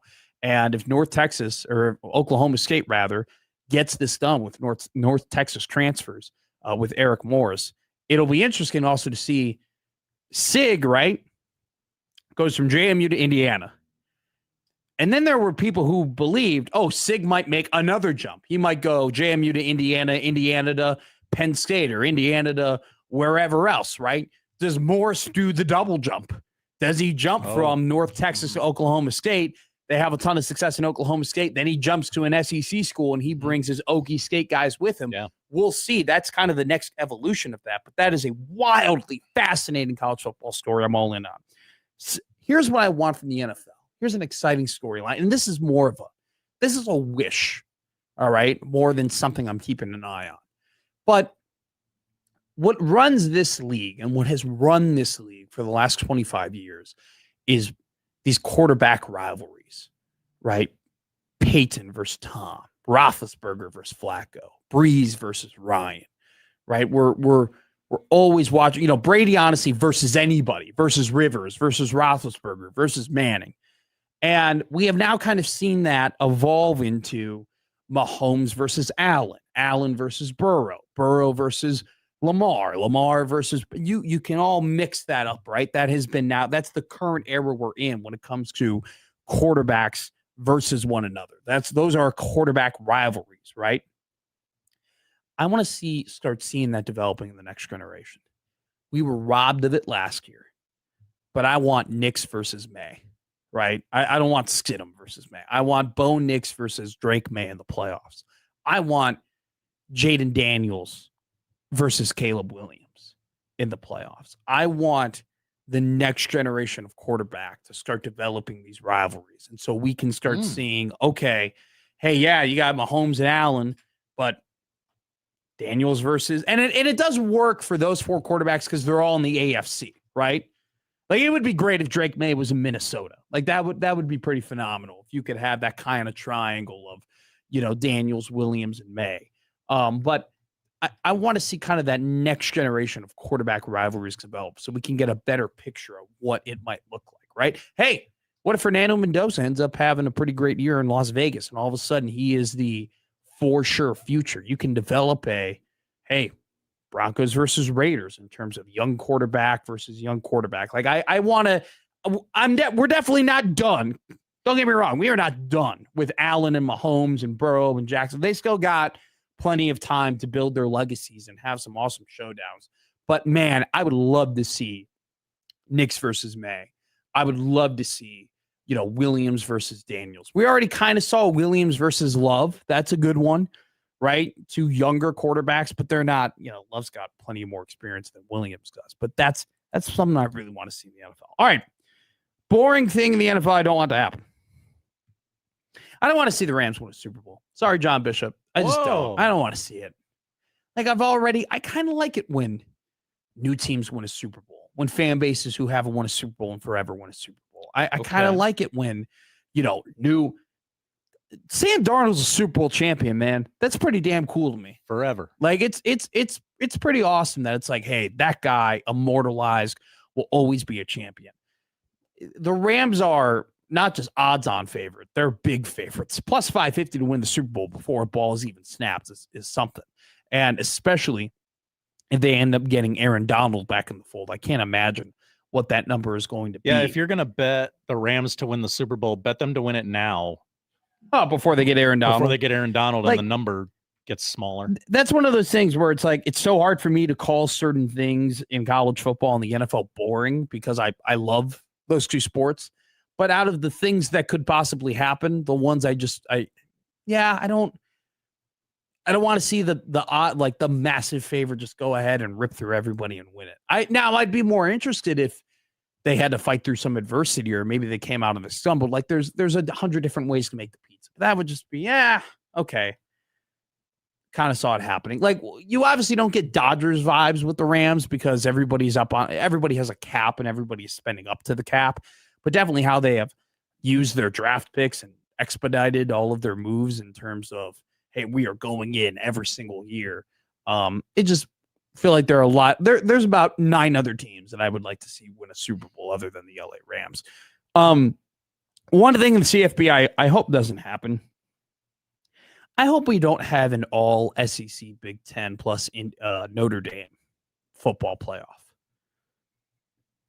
I really hope we don't see that. You want some Big 12 flavor? I want some Big 12 flavor. You want some G5? I want some ACC flavor. That's a conference too. I don't know if I need G5. I don't know if I'd go that far. I had 2 of them last year. I think I'm good. Had your fill? Yeah, I had my fill of G5. I do want the championship game to be Big 10 versus SEC. I'm okay with the championship game being Big 10 versus SEC. I'm not a fan. I would not be happy if it's just 5 SEC teams, 5 Big 10 teams, Notre Dame, and the G5 school. I would agree with that. I would not enjoy that. And I think it just is more interesting to me, and it just adds a little bit more flavor and what makes college sports, which is regionality, to the college football playoff. I'm not saying I want 3 ACC teams and 2 Big 12 teams either. Don't need to completely balance. I'm just saying, like, I want Miami to be good this year so they can represent the ACC. I would like BYU or Texas Tech or maybe even Houston have a surprise run, or Oklahoma State have a great run so they can support the Big 12. Matt McMaster for the little guy here. Okay. I am here for the conferences that may not be considered to be at the big boy table, but I don't know, man. Like, college sports, I love how different it is. Right. And I don't like the idea of like, oh, okay, you just have the SEC Big Ten Invitational. Like, that doesn't fire me up as much as like, oh, look, Texas Tech, man, they spent a lot of money and they've invested a ton in this football roster, and they're kind of the new kid on the block, and like they have an opportunity to make a run and win a college football playoff. Look at SMU, man. Look at Rhett Lashley. Look at ACC SMU. Look at the Mustangs back in the college football playoff for the second time in 3 years. That's what interests me, not the 5+5 + 1 + 1, which very well could end up happening this year. Kenneth goes, Big 12 may as well be a G5 conference. Get out of here, Kenneth. By the way, for Kenneth, Notre Dame fan, it was announced earlier USC and Notre Dame have renewed their rivalry series. So team clap for football. Hell yeah. Should never have gone away, but it's back in 2030. So hell yeah to that. Let's take a break. Odd news coming up next here on Middays with Matt.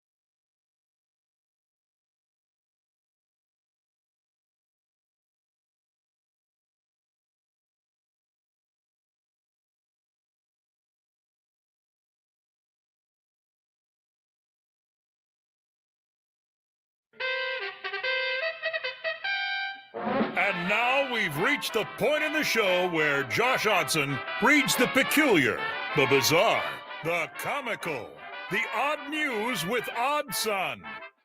Odd news, Odd Son. See what we did there? The odd news with Oddson. Jo, let's go. We begin in Pittsburgh, where Pirates fans they're going through it right now. They're very frustrated. When aren't they going through it? That's true. They thought they would be a wild card team this year, and they still might be, but there's a lot of season left, but you never know. After Friday's 8-7 loss to last place Cincinnati, a Pirates fan called into 93.7 The Fan to sound off, and this is what it sounded like, man. Oh, let's play it. These 13 games were probably some of the most important. But Steve, what a familiar games. place. What a familiar place. What a comfortable chair in which we sit. Exactly. You know, What can I get started for you? over the last decade. Hold on one second, Dan. Give me. What was that? Are you in the drive-thru? Classics and that.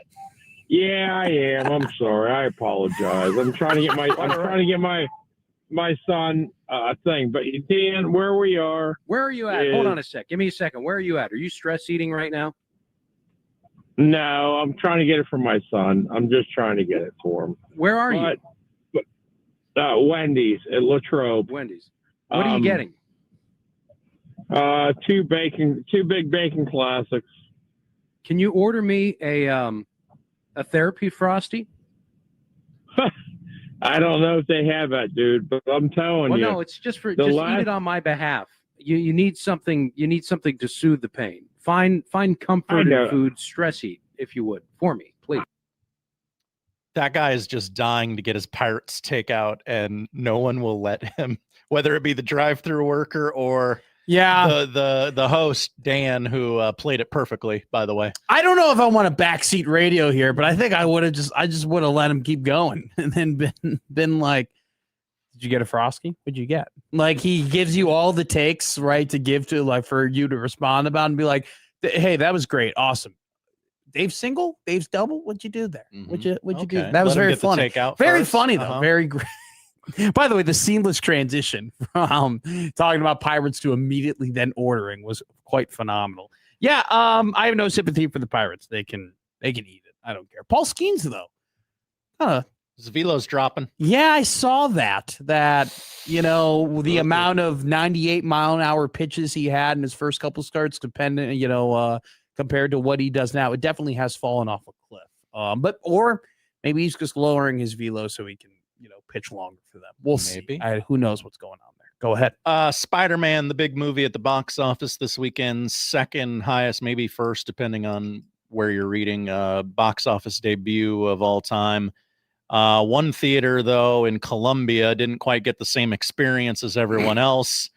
A Spider-Man screening in Cartagena was evacuated after one of the audience members suffered from an extreme fart attack. Not heart attack, fart attack. Yeah. The gas leak occurred on August 2nd at the Cine Colombia multiplex inside a shopping center. Everything was going swimmingly until halfway through the film when the flatulent film goer decided to let her rip. The theater goer's proverbial pumpkin bomb, never heard it called that before, filled the darkened auditorium with a horrible odor, prompting audience members to flee their seats in disgust. Yeah. Hundreds of fans were reportedly evacuated. Footage shows the aghast film fans milling about in a corridor alongside someone dressed in a Spider-Man suit. While the screening was not officially canceled, droves of viewers decided, you know what, that's enough for me. The culprit has not been identified yet, although reports claim they detonated a stink bomb as a prank or did not make it to the bathroom in time. Get toilet paper for Spider-Man is what they were saying. Let's take a break here on Middays with Matt.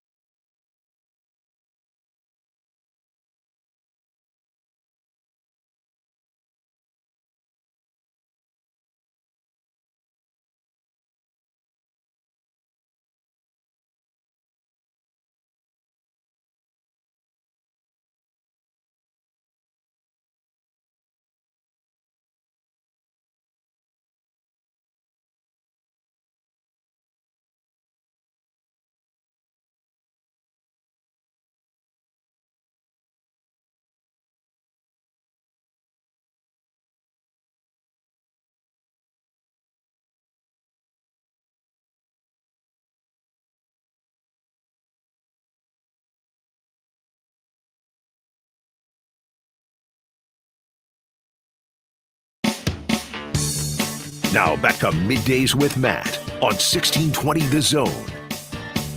All right, we got some college football schedule news. Actually, I mean, this is I know that like some people like roll their eyes to it, but it actually is kind of relevant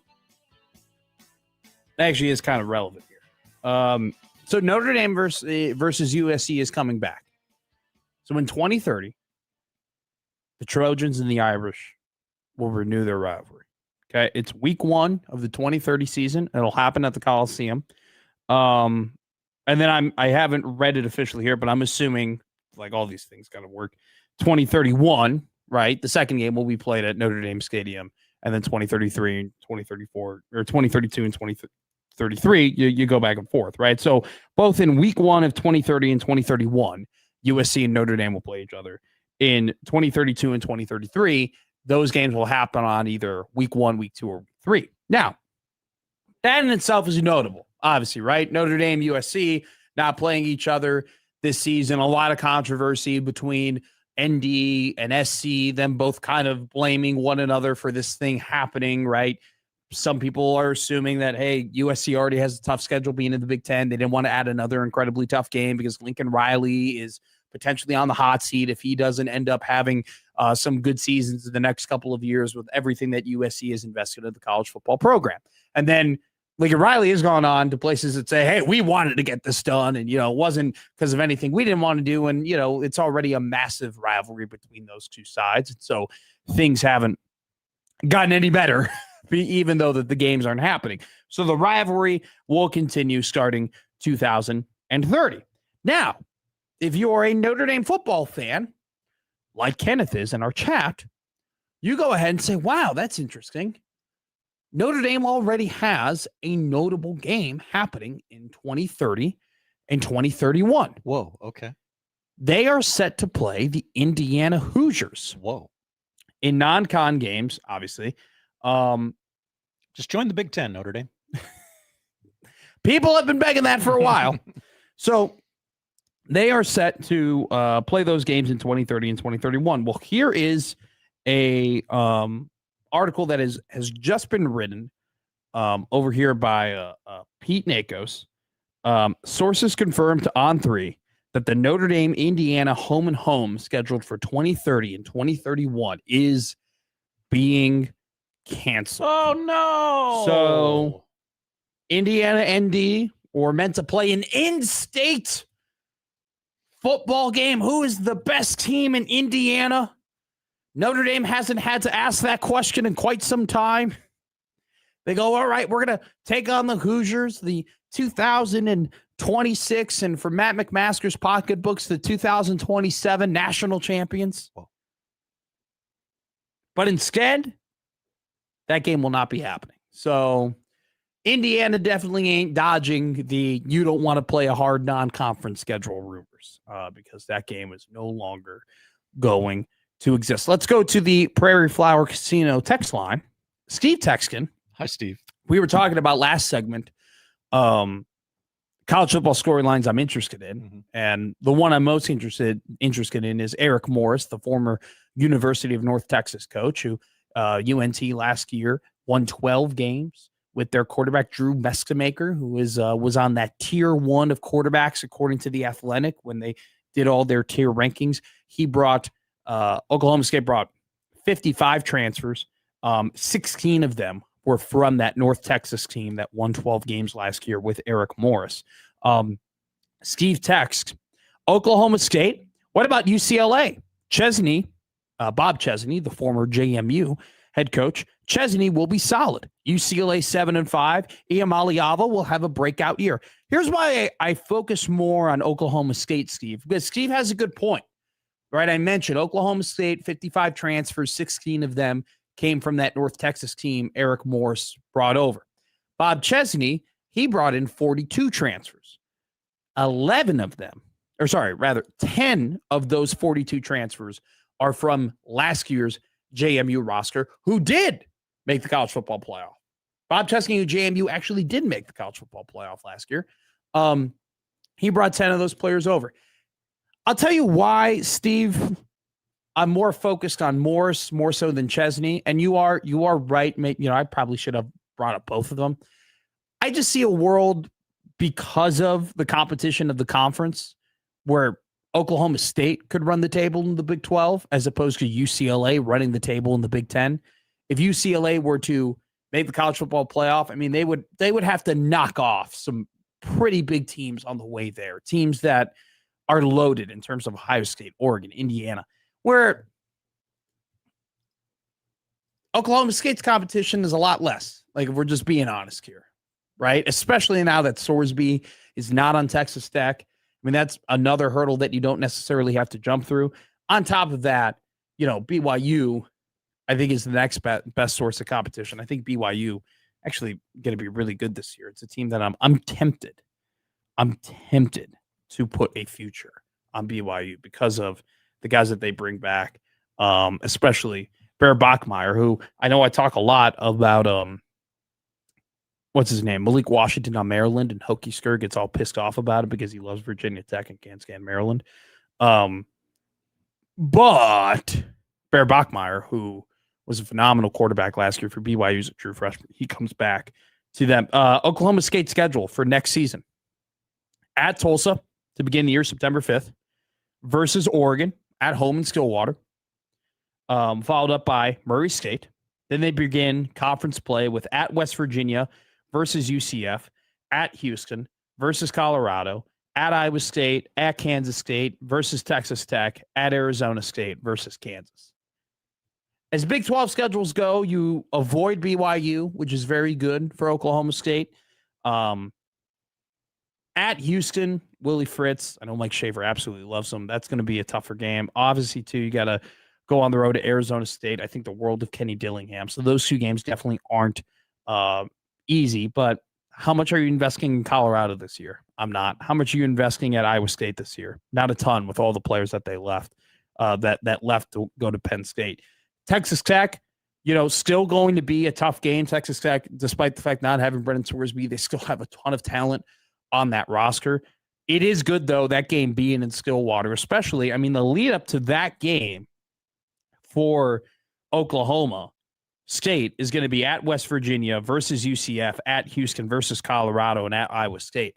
Heading into that game, Oklahoma State very well could be 4-1, maybe even 5-0, playing that game against Texas Tech at home. So that could be very, very big. Let's look at UCLA schedule real quick. UCLA schedule football. This is not a team that we have done buy, sell, hold, or bet on yet, by the way. I know that a couple of my buddies who have already looked into it are pretty high on UCLA potentially hitting their over. All right, here's a UCLA schedule. Ready for this? Ready. Cal. We'll see. San Diego State. Purdue. They do. I hate how they do their schedule on their website, by the way. I do not like this. Not my favorite format. At Maryland. At Oregon. Home for Wisconsin. Home for Michigan State. Home for Nevada. At Minnesota. Home for Illinois. At Michigan. Home for USC. Their month of November looks like Minnesota, Illinois, Michigan, and USC. Welcome to the Big Ten, UCLA. Yeah. That's tough, by the way. You go West Coast to Midwest. You come back. You play Illinois. Then you got to go to Eastern Standard Time in Michigan. Then you got to come back, and then you got to play USC. Their travel schedule, though, is way better. Yeah, it could have been worse. Way better than USC. We've gone over the USC schedule, which is an absolute mess in terms of how often they got to go West Coast to East Coast. They actually only have to make the true East Coast trip once. They go to Michigan. Obviously, that's in Eastern Standard Time. So that's, but still Midwest state, right?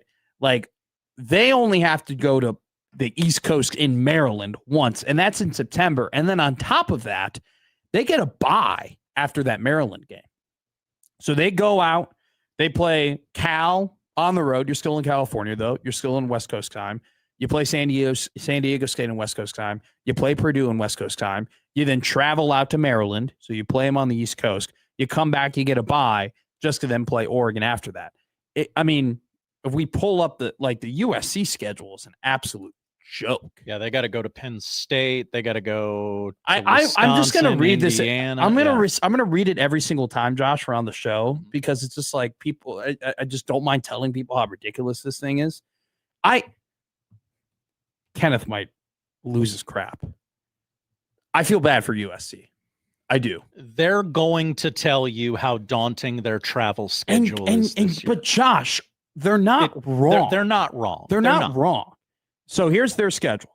They play August 29th, San Jose State. That's at home. This is another. What is these with these West Coast teams and how they lay out their schedules? This sucks. You got to go to FB schedules. All right. Home for San Jose State. Home for Fresno State. Home for Louisiana. That's their cupcake knock-on. They go on the road to play Rutgers. The very next week, they come back to play Oregon at the Coliseum. Then they play Washington right after Oregon, followed up by going to Penn State a week after playing Washington.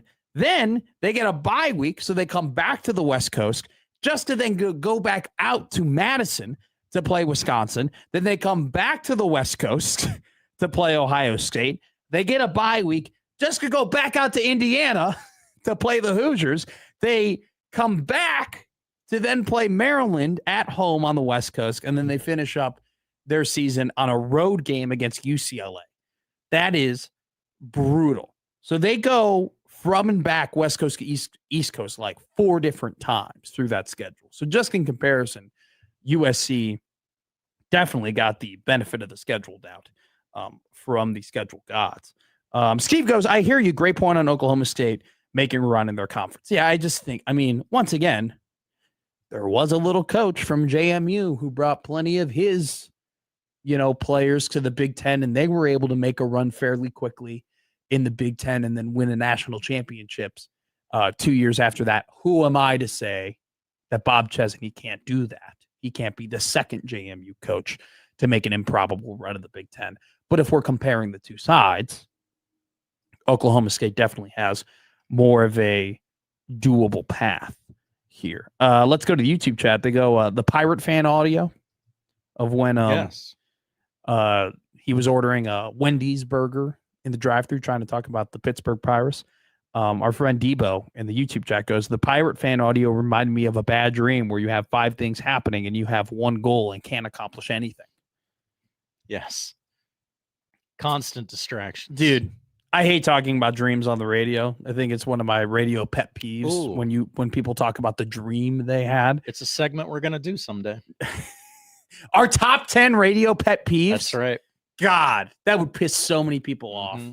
Tomorrow's Top 10 Tuesday, I'm just saying. Do you just want to do it tomorrow? Or do we want to wait? Let's wait.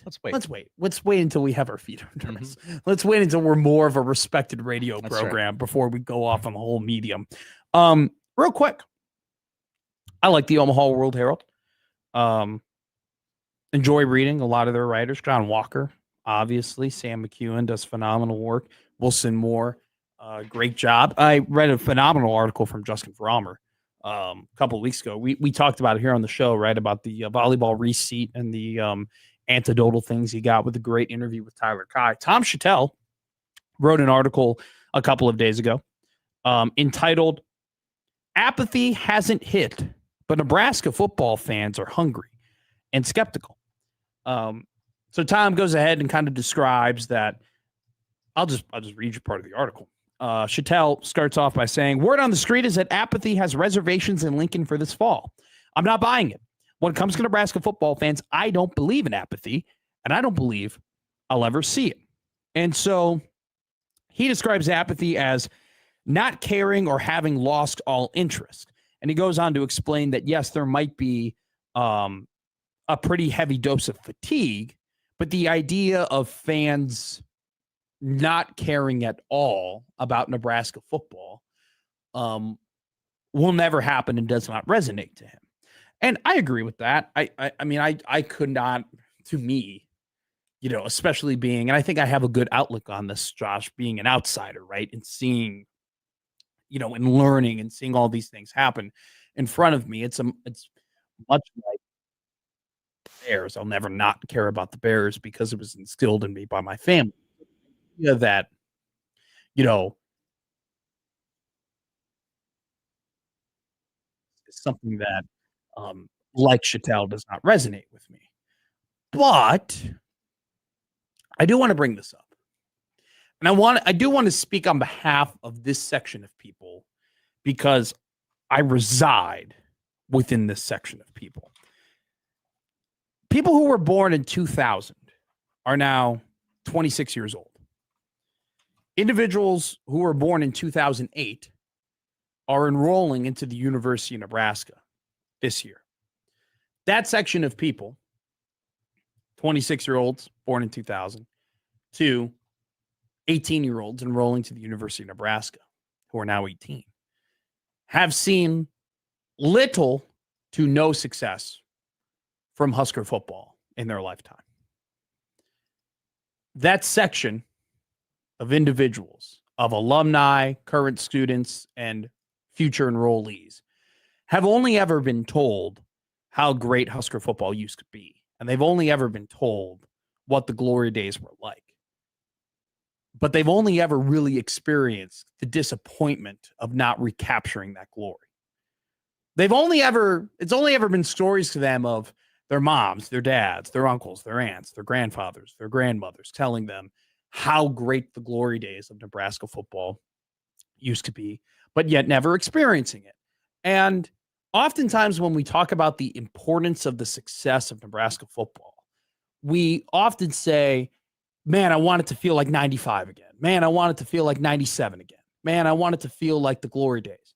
But what about the people who've never felt that? What about the people who've never experienced that? What about those people? And I say 2000 to 2008. But the issue is that every year that Nebraska doesn't have objective success and Nebraska doesn't have moments and an abundance of moments that make you feel great about the football team, the more that happens, the larger that grows. One more year of success means that enrollees of 2009, who are now 18 years old, have never experienced or only ever experienced Nebraska football disappointment. And the reason why I bring up that group, 2000, 2008, is because those are your future alumni. Those are your future donors. Those are your future business people who, in this era of college football, where you are now going to have, if this Save College Sports Act goes through, $50 million every single year that you have to disperse to athletes, you're going to need that alumni. You're going to need those donors. And look, this is a problem for 10 years down the line, right? This is a problem arguably for maybe even 15 years down the line. But the longer you go without having success, the more the next generation of Husker alumni, the next generation of future Husker donors, the next generation of Husker fans aren't going to be willing to support a program that has only ever been disappointing to them.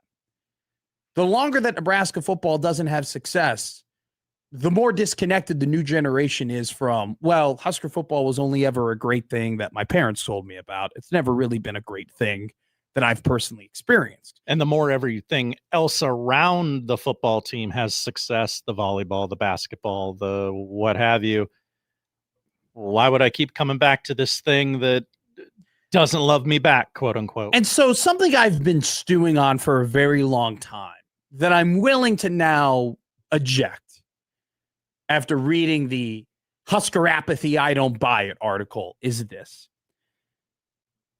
Nebraska, to me, doesn't need to win or need to have success just to rekindle that feeling you had 30 years ago. Nebraska football, to me, needs to win. It needs to have success so you can give the next generation, the future, feelings that they want to rekindle for the next 30 years. Nebraska football needs to have success so the generation of fans who only ever been told about how great that feeling was of winning a bunch of football games, Nebraska football needs to have success so that generation can say, oh my God, I get it now.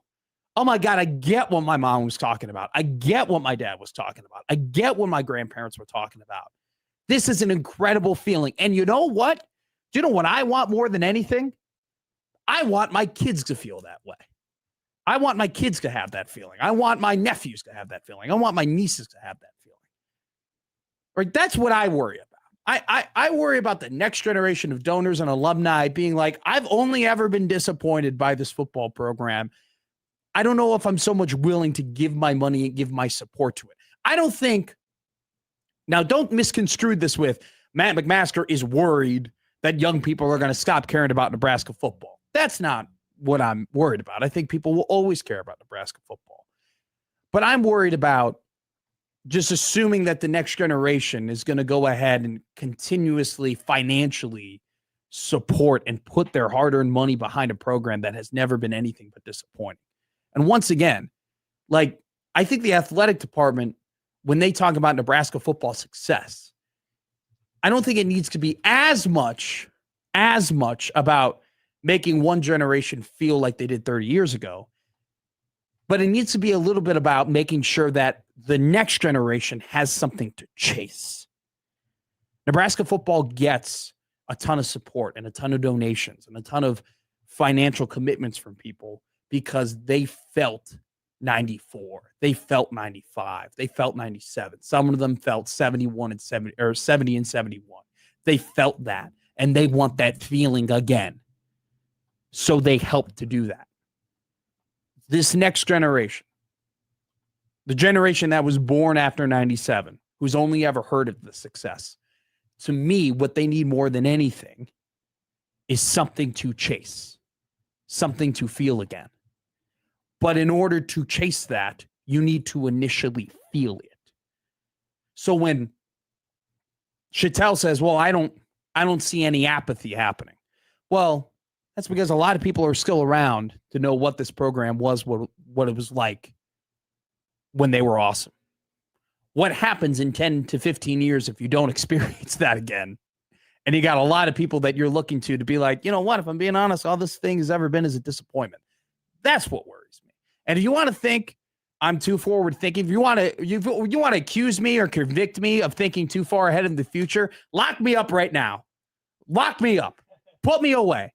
If I am guilty of anything, I would love to be guilty of thinking too far ahead. Because that's what planning is, and that's what seeing the future is. So, yeah, Tom's right. We're all, we might have a bad vibes off season, and, by the time that the football is hiked or snapped against Ohio. Yeah, careful. Yeah, thank you. By the time it's snapped against Ohio, we'll all just be, oh, rah, rah, shish, kumbah. No, we're back at it. And it'll happen again next year and the year after that and the year after that. But there is a point in time where if you don't give anybody something to chase, it's going to be harder and harder and harder to convince them to put their money behind it in an era where what you need more than anything is dollars and cents.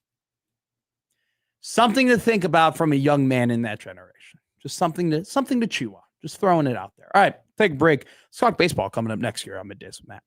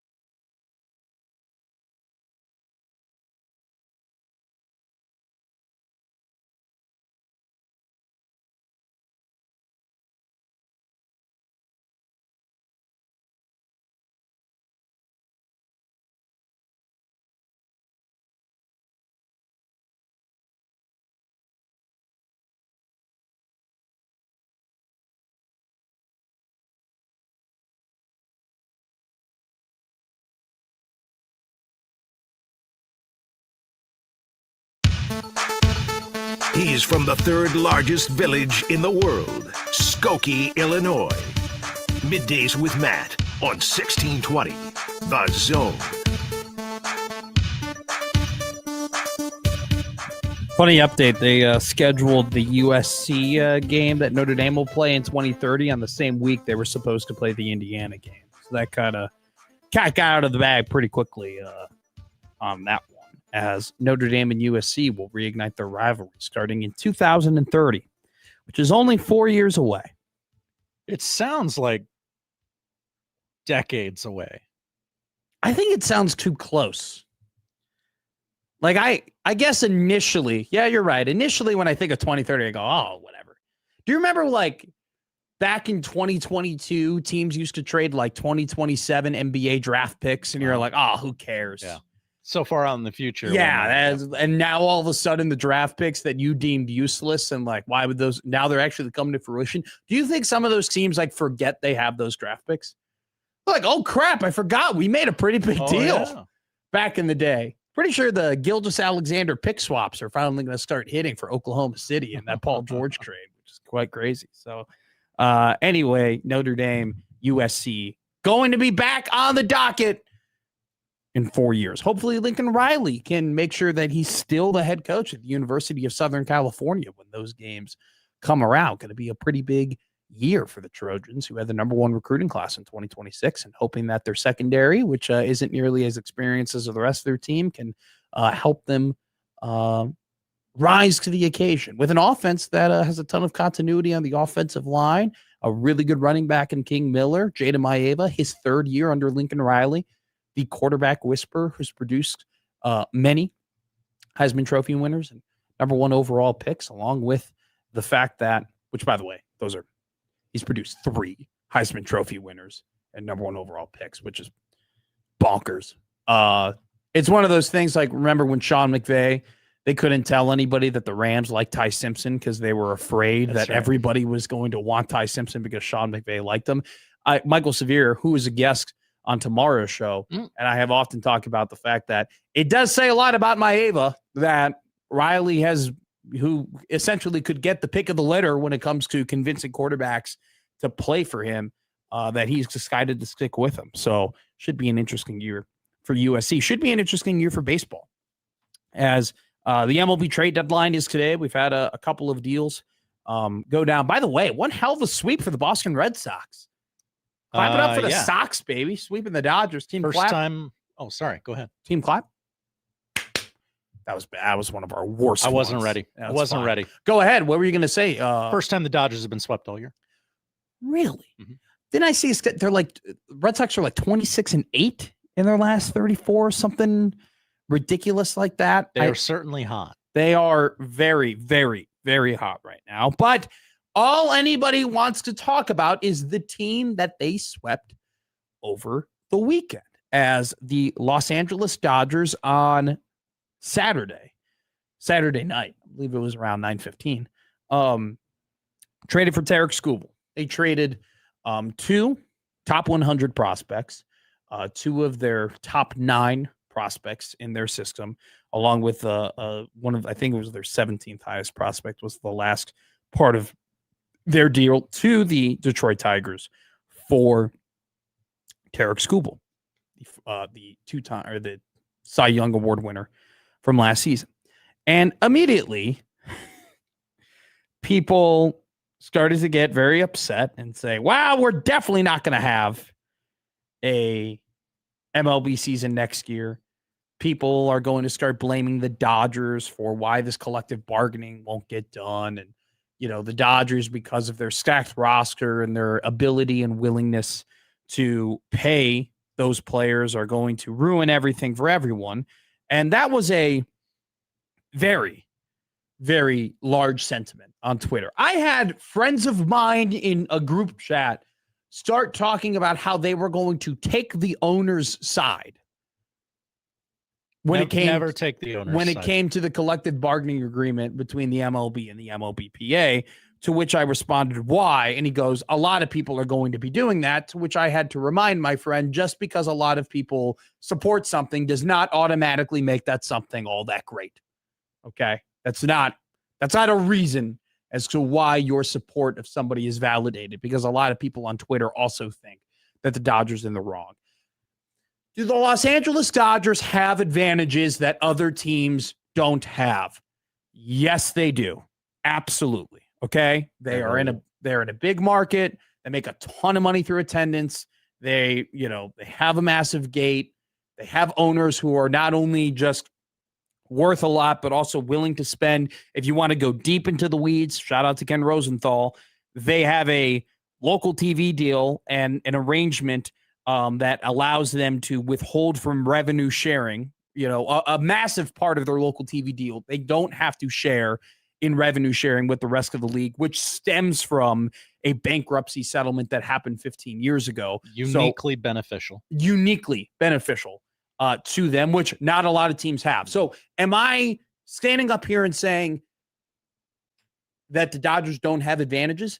No, they absolutely do. Shohei Ohtani counts on their roster as a designated hitter and not a pitcher. So they are the one team in Major League Baseball allowed to carry 14 pitchers on their roster instead of 13. They've also manipulated the rules of the salary cap to the point where their $70 million deal with Shohei Ohtani has been massively deferred toward, in the future, to the point where they can still afford to sign guys like Kyle Tucker to a $240 million deal to be more of a complimentary piece than an actual, flagship franchise player, of which they have many. And so, yes, the Dodgers have advantages. People go, why couldn't the Milwaukee Brewers trade for Tarek Skubal? A lot of people are mad at the Tampa Bay Rays because those are two teams that had the prospects and facilities to trade for Tarek Skubal, to which I counter with, well, if the Rays and the Brewers trade for Tarek Skubal, they aren't going to re-sign him. They are simply giving up their top prospects, a lot of top prospects, for what would be a one-year rental. The Dodgers could make the math work in the way where they could sign Tarek Skubal to a long-term deal. So that's an advantage that the Dodgers have. But I'll say this, Josh Hudson. Yes, the Dodgers have a lot of money. Yes, they have a unique TV deal that allows them to not have to share that revenue with a lot of MLB teams. They also are the premier evaluation and development franchise in Major League Baseball. Okay? They also are incredible. And not only just drafting players and developing them into top prospects, but also trading for players, right? The guy that they traded for, Tarek Skubal, was a Chicago Cubs prospect that they got in the Michael Busch trade, right? Like, they have been able to acquire and develop top prospects at an incredibly high level. They have before this trade, they had 9 top 100 prospects, okay? And some people, Josh Hodson, might argue and say, well, actually, they were able to use their pool of international money to sign some of these prospects and develop them, and, so on and so. Okay, cool. You want to use the international money. You want to use the international signings as an argument against their ability to evaluate and develop. You eliminate their international signings that they made specifically, and you only count the players that they either traded for or they drafted. They would have 6 top 100 prospects, which still would be the most in Major League Baseball before they traded for Tarek Skubal. I am not blind to the fact that the Dodgers are able to do things that other MLB teams can't do. But I also am not blind to the fact that they are just a very well-run organization. And you know what? They got it clicking right now. There are plenty of teams who could also spend a lot more money, and yet they choose not to. Mm-hmm. And Major League Baseball, for decades, has closed their books and has not allowed you to see what they're actually making, and has not allowed you to actually know what they're really saving as opposed to spending. Okay? The Chicago White Sox are in the 3rd largest market in the country. They have the 26th highest payroll. That's embarrassing. Okay? Mm-hmm. That's embarrassing. And so you want to say that the Dodgers are the problem because they're the ones that are actually taking advantage of the rules, and they're actually spending money, and they're actually putting their foot forward, and they're actually great at evaluation development. You want to blame those guys? Fine. I'm more apt to blame the people who just want to pinch their pennies and don't nearly care as much about the product that they put onto the field as much as they care about the money you pour into their pockets. You want to be the one, you want to support Jerry Reinsdorf? Go ahead and support Jerry Reinsdorf. I'm not going to be on that side. Okay. I'm not.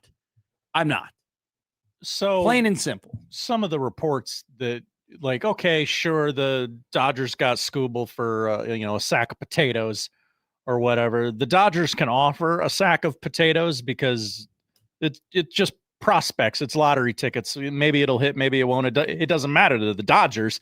Those prospects matter to the Brewers and the Rays in ways that they don't.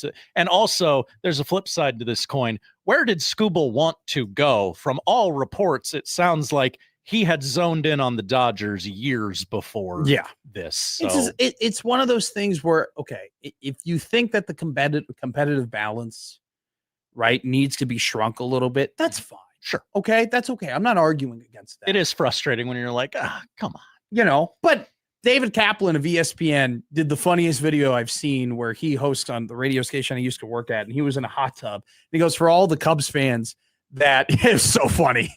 He was in a hot tub. I'm sorry. He capped his hot tub dicks. Did you say he was in a hot tub? And he did like a selfie video in a hot tub. And he goes, for all the Cubs fans who are so mad that Tarek Skubal's going to the Dodgers and you're saying your season is over, he goes, man the F up. Man up. It's not over. All right. As good as they were last year, they were 1 out away from not winning the World Series. Glasnow and Snell still got to come back from injury. Like Shohei probably may not pitch the rest of the year. Like, are the Dodgers great? Yes. Are the Dodgers at this point more than likely than any other team to win the World Series? Yes. At the same time, though, it's like, I'm not going to sit up here and fully blame them for Major League Baseball's problems. Okay. They're playing the game. And you know what? They're pretty damn good at doing it. They are. I think Major League Baseball's got some other problems. And some of those other problems aren't necessarily the teams that want to spend money. Those are the teams who aren't willing to spend money. And you know what? There's a reason why they don't want to show you the books. They don't want to show you. They don't want to let you really know who are the ones who are actually investing their resources and who aren't. Because that's how you get a mutiny. And they definitely don't want that to happen. But it might happen regardless of the fact, because we might have a lockout on 2027. All right, take a break here. Hit a quick little segment, and then 1 o'clock. Let's talk a little Husker football training camp. Starts tomorrow. We discussed that all more, and Robin Washut coming up at 1:20 here on Middays with Matt.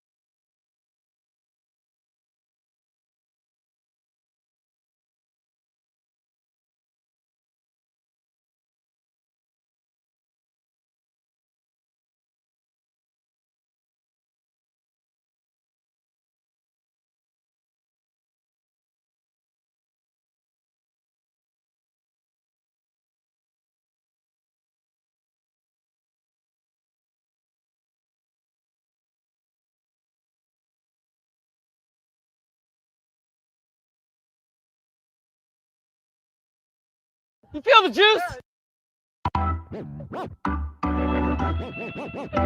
Now back to Middays with Matt on 1620 The Zone.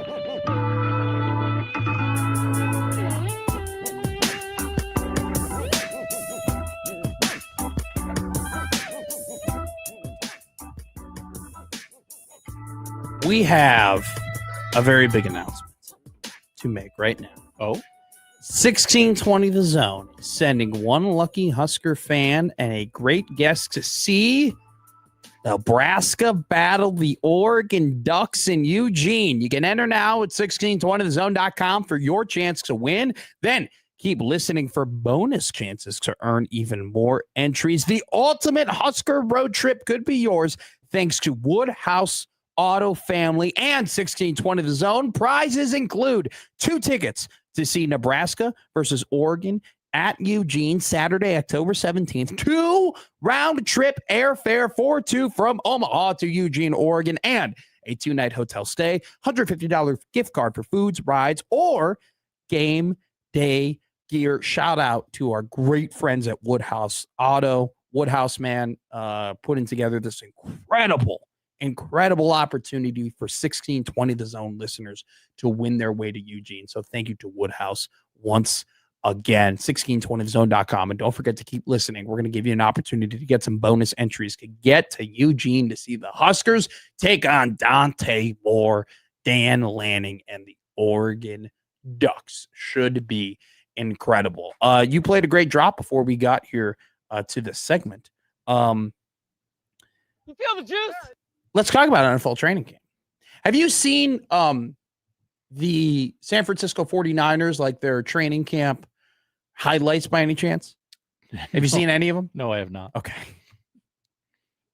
I like that you asked the question. I mean, it's a great lead in. I'm learning how to do radio. You know, you lean on your producer to bring in segments, but then oftentimes I understand that I'm the sicko in the relationship.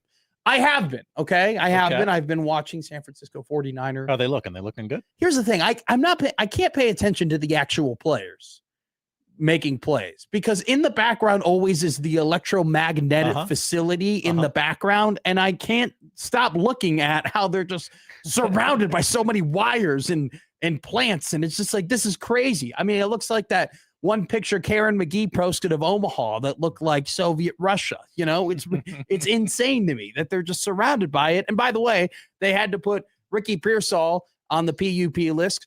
Mike Evans is hurt. He's hurt. He got hurt today. Did you see this? Did you hear about this? Ricky got shot and came back relatively quickly, all things considered. But now I believe he's out for the year. Yeah, with an LCL injury. Which, I mean, I guess, very unfortunate.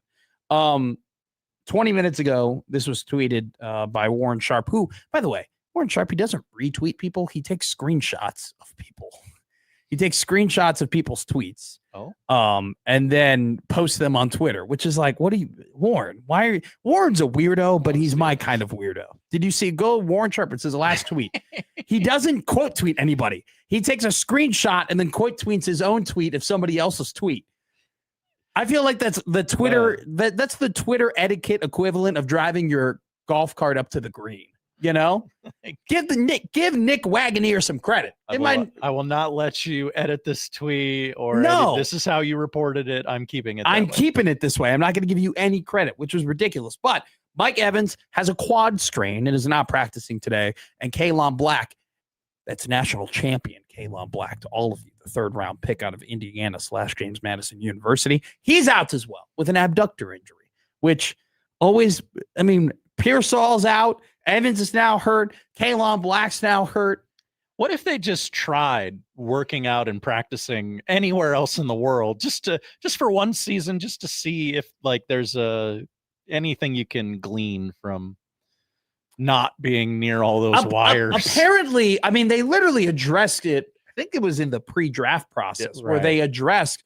We looked into it. Like we brought some people out here to see if this thing actually, is causing any sort of increase or disadvantage when it comes to injuries. And they told us no. And yet, now at the same time, the San Francisco 49ers are old and they have just continued to stay old. And that's no one's fault but their own. I mean, oh, hey, we can't stay healthy. Do you know what we're going to do? Do you know what the answer to all of our problems in terms of not being able to get all of our guys onto the field? We're going to go ahead and sign a 34-year-old Mike Evans to be our wide receiver. That's what we're going to do. We're going to go ahead and we're going to sign the guy who literally played 8 games last season due to injury. Let's take a break here on Middays.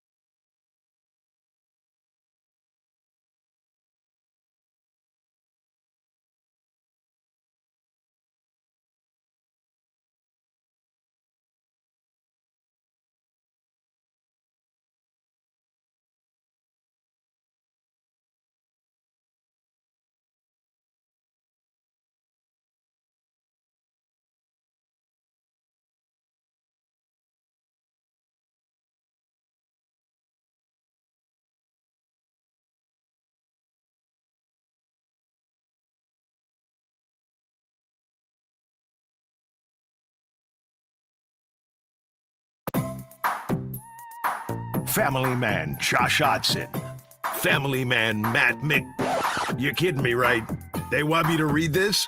Okay. Family Man Josh Hodson, Family Man Matt I'm sorry, there's just no way I'm going to get through this. You're listening to Middays with Matt on 1620 The Zone. So we have the Big Ten Network on the big TV in our new studio, which, by the way, being in the studio is so much better than being in the old one. I just want to the light, the comfort, it's everything about it. Thank you to everyone. Thank you to everybody who helped this move. It's absolutely incredible. So the Big Ten Network's on. I have a bone to pick with the Big Ten. What? Wait, hold on. Yeah. Did they take a break? Yeah. Have they taken a break from this? Okay. Can I explain why this is an atrocity? It's a big conference. Why not just keep... okay, go ahead. Okay. So Big Ten Media Days happened, right? The football media days happened. Thank you. Thank you, Josh. There are 18 teams. There are a lot of coaches and a lot of players. And so very smartly, they go, hey, we're going to separate this into multiple days, right? Because we don't want the days to be too long. They're already long as it is. So we're going to do 3 days, Tuesday, Wednesday, Thursday. We'll have 6 teams come every day. It'll be very easy. You know, you fly in one day. Maybe, I don't know what the Huskers did. I'm going to guess they probably flew in the night before, then they flew in right after they were done, right? Sure. If I had to guess. And so 18-team conference makes a ton of sense. 3 days for Big Ten Media Days. For football. Well, for volleyball, even though they have 18 teams who are going to be there representing their schools, right? 18 teams will be represented at Nebraska Volleyball Media Day. They're doing all 18 teams in one day. Every single team is going to talk 2 players and 1 coach from every single volleyball team. The Big Ten Volleyball Media Day, singular on day, goes from 9:07 a.m. Central Time to 5:40 p.m. Central Time. For those mathematicians at home, it's an 8-hour and 33-minute event that will take place in Chicago. Look, I'm not saying they need to do 3 days for Big Ten Volleyball Media Days. Maybe 2. Maybe 2. Just do 2 to just squeeze all of this in and to have Nebraska's players, Andy Jackson and Bergen Riley, along with head coach Danny Busboom Kelly, just having to sit around in a hotel lobby or do a bunch of, media things for 8 hours before they actually get put on the Big Ten Network is ridiculous. Okay. I understand. There are some things you're willing to spend a lot of money for and other things that maybe you're not willing to spend money for, but it's not a good look that your football media days is a 3-day extravaganza and your volleyball media day is an 8-hour, 18-team cram session that you have to do in order for you to be like, whoa, we did it. Just from a logistical standpoint, I think it needs to be different. It's not a, football media days was coach press conference. They brought players. Did BTN air anything with the players? They did air some things with the players. Okay. I mean, BTN did a good job of when they brought the players up to the panel, right? Yeah. Talked to the players on the panel. And that's the way this is, where it's very conversational. It's not opening statement, questions, and then later the players come. It's all, hey, we're here with coach and player. We're going to talk for 10 minutes. Here's your schedule. Okay. Thanks. Move on. Next. Kenneth goes, a lot more eyes on football media days than the volleyball. Just the nature of the beast. Kenneth, I'm with absolutely. you. Totally. No one's disputing that.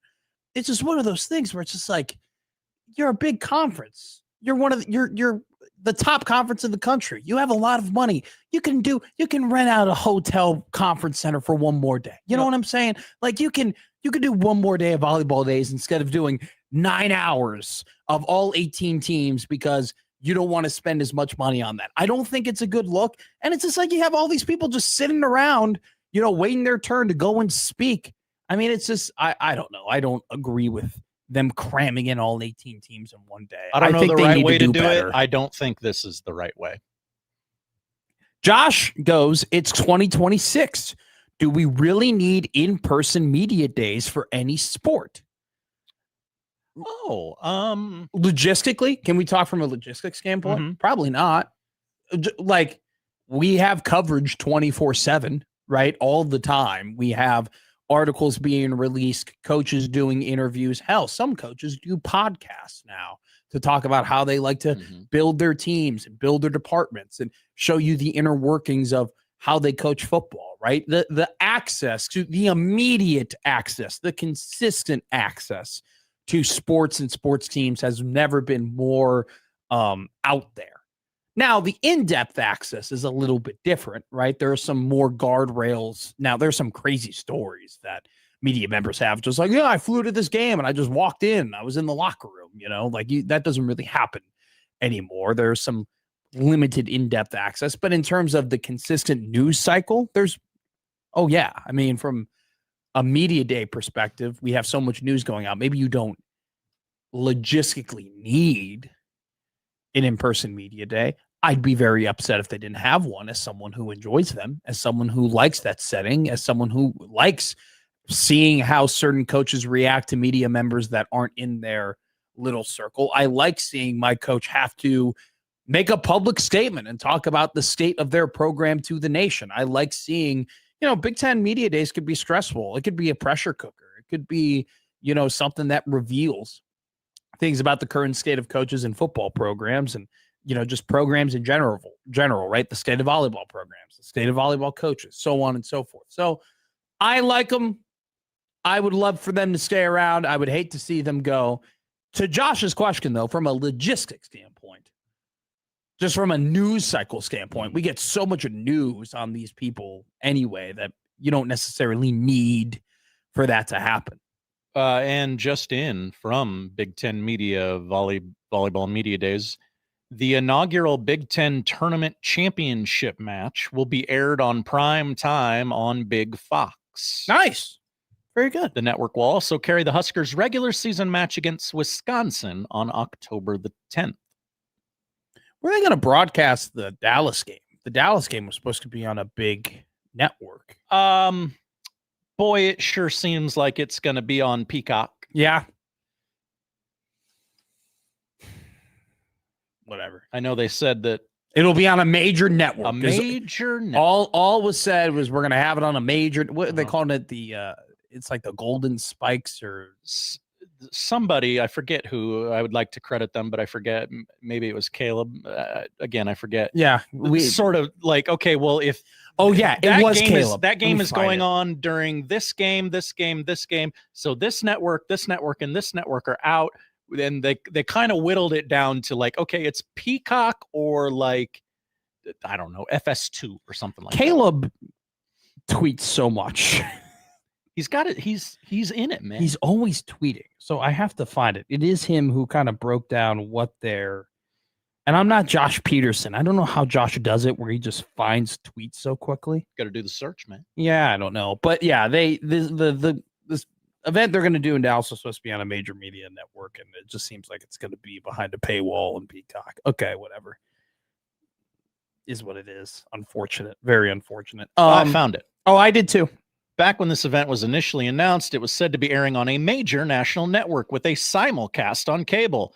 According to advanced listings, the Times would seem to rule out ABC, CBS, the CW, ESPN, ESPN2, and FS1, which Caleb responded, is this going to end up on Peacock?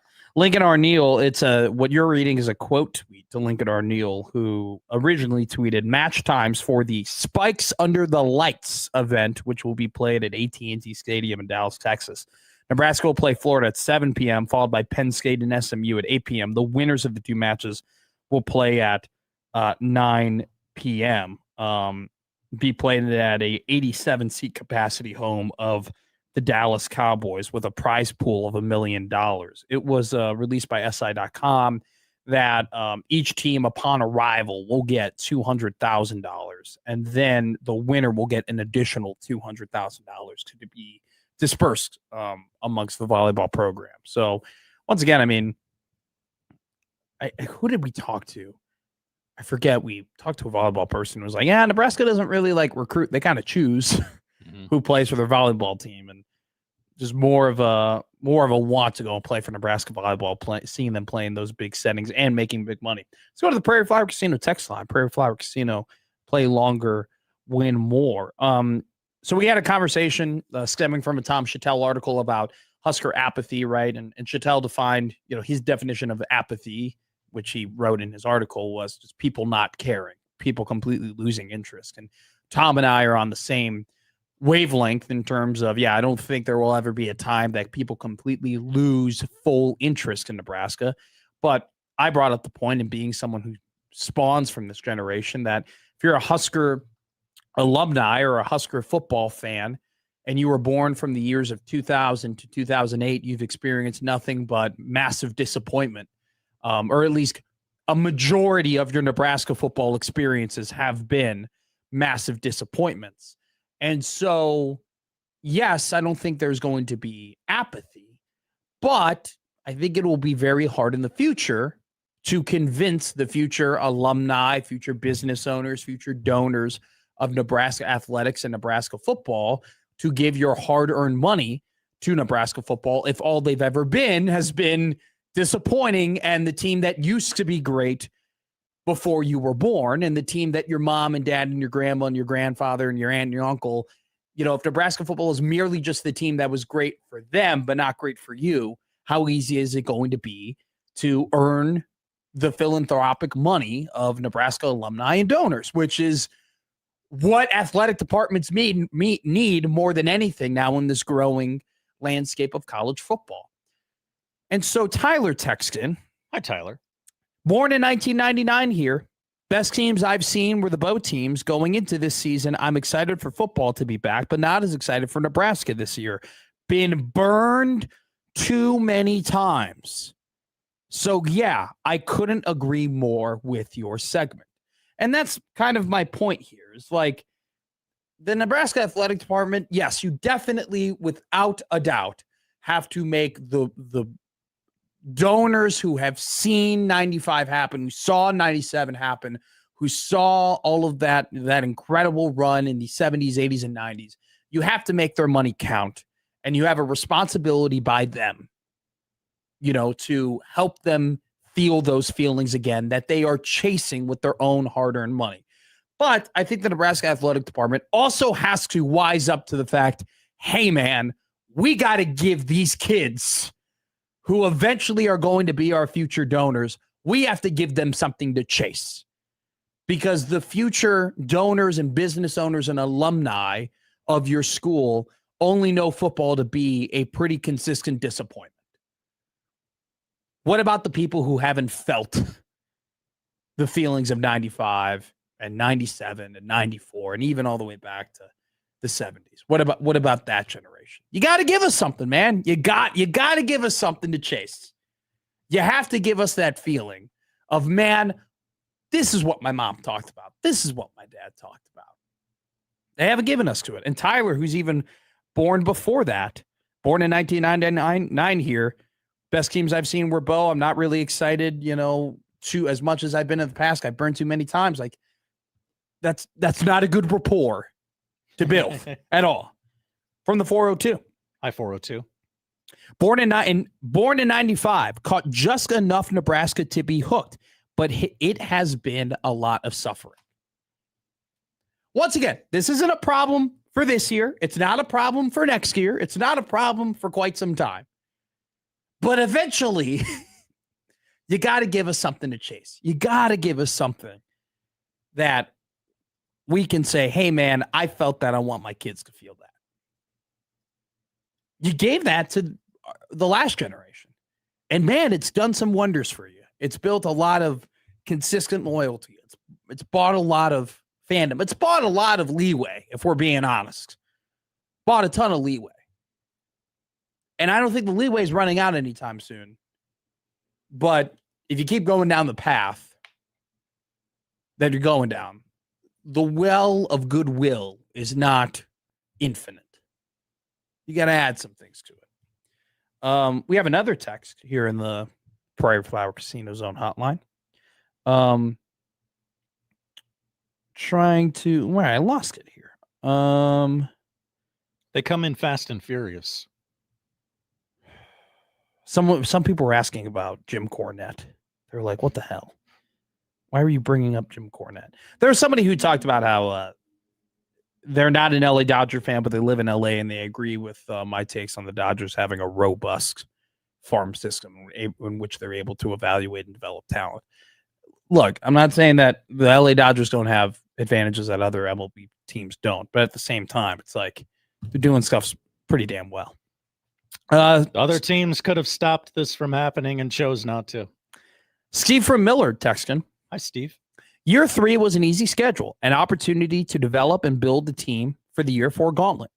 Year 3 fell short, and now they are behind entering Year 4. If Rule wasn't extended, he would be entering Year 4 of his 8-year deal, and 26 would be the opportunity for Rule to prove if he's worth keeping for another 2 to 4 years or cut their losses because he ain't it. Now the university has hamstrung themselves to sticking with Rule if he's not the guy. Yeah, I mean, it would be one hell of a buyout if they were to try and get out under Rule from Year 2. It ain't my money, It ain't my money that would go into the pot to buy out Rule. And if somebody was willing to give that money, then, I guess they could get taken out of it, right? It would just be a very, very heavy cost to pay. I will disagree with one thing, though, Steve. Just one quick thing, because I agree with a lot of what you said, right? The extension has put Nebraska in a very precarious situation where you're just hoping that everything works out, that you don't even have to worry about any sort of consequences that could potentially come from it. But he says that Year 3 was an easy schedule, an opportunity to develop and build a team for the Year 4 gauntlet.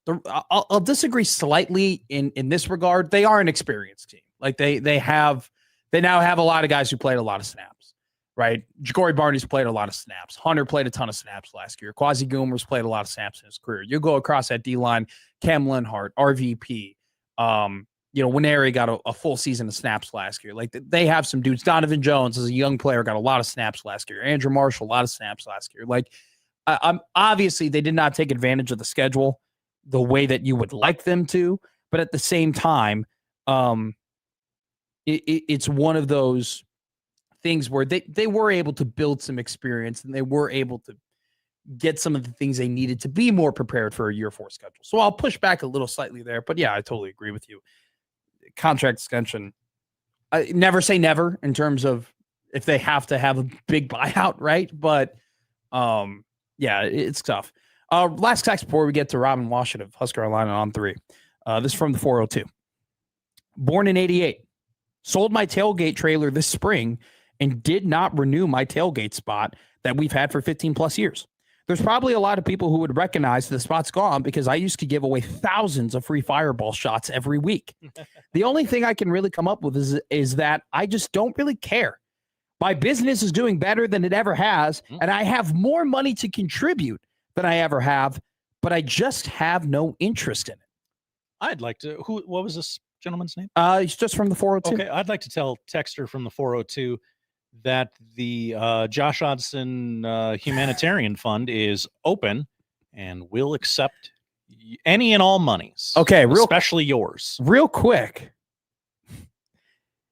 The last comment from him was, that's evident in me donating $300 to watch Matt puke.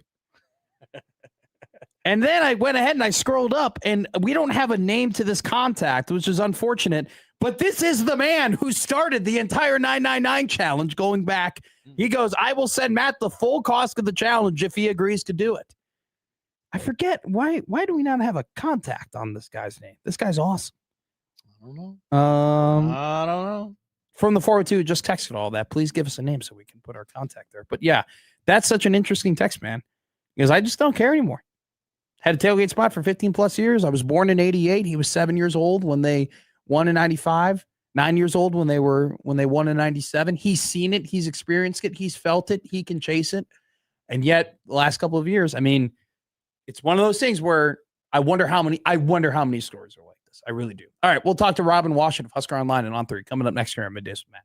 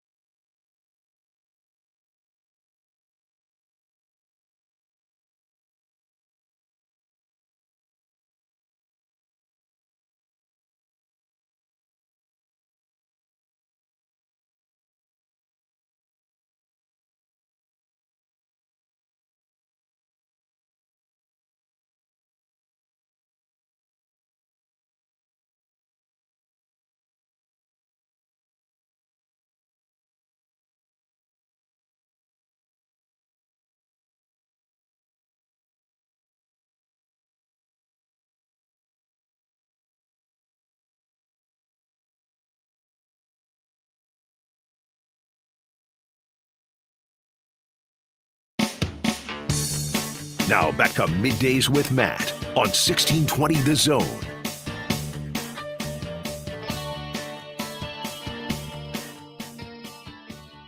Hey, do not forget to sign up for the 1620 The Zone Golf Tournament, which is coming to the Metro on August 21st at Miracle Hill Golf Course. Shotgun start at 8:30. $400 for a 4-player team. It's $100 per person, 18 holes, free drinks, not free drinks, but booze and or drinks and food included with the $100, plus VIP access to the after party at the Phoenix. And don't forget to bring your A game to the par threes with a chance to take home $10,000 for a hole-in-one, which is sponsored by Langfeld Overhead Doors, sponsored by Cutwater and T-Box. August 21st at Miracle Hill Golf Course, 1620 The Zone Golf Tournament. Robin Washut of Husker Online and On3 joins us. Robin, how's your golf game? I guess it's existent. Beyond that, that's about as good as it gets. I am not a golfer by any stretch, but I will go if someone invites me and lets me drive the cart. Robin Washut, your golf game sounds a lot like the NCAA. It exists, but how effective is it really? Let's talk about this new rule. Class of 2022, now eligible after an injunction has come through from the U.S. District Courts. It was believed at first to be, oh my God, this is going to be Armageddon. August 3rd through August 10th, all these different athletes are going to be able to hop in the transfer portal. It's going to be crazy. Then it came out that the NCAA appealed. They got a clarification on the ruling. And basically it stated that this ruling doesn't really affect any of the other existing rules when it comes to the NCAA, meaning you're not going to have all these guys hopping into the portal. They basically already have to be in the portal already when they entered back in April, or they can just join their new team if they have a roster spot available. So there's still a lot of clarification to be done, but I guess I'll just ask you the hard-hitting question, at least locally. What does this mean for Jamarcus Lawrence and Nebraska basketball? I don't know if anybody knows at this point. Because, sure, the injunction says that guys are eligible, but the NCAA continues to insist that they're going to fight it till the very end and say that they're not. So I guess we'll see kind of what happens with the Protect College Sports Act, which, is once again, kind of trying to cram through before the deadline, and Congress takes a month-long recess and would probably shelve it for, the fall sports season and probably for the entire, sports year as a result. So, I mean, there's just so many variables of, what the future holds day to day. Nobody knows anything. I think that everybody on the surface would welcome Jamarcus with open arms at this point. Obviously he's a proven commodity, knows the system like the back of his hand, and would be a seamless fit.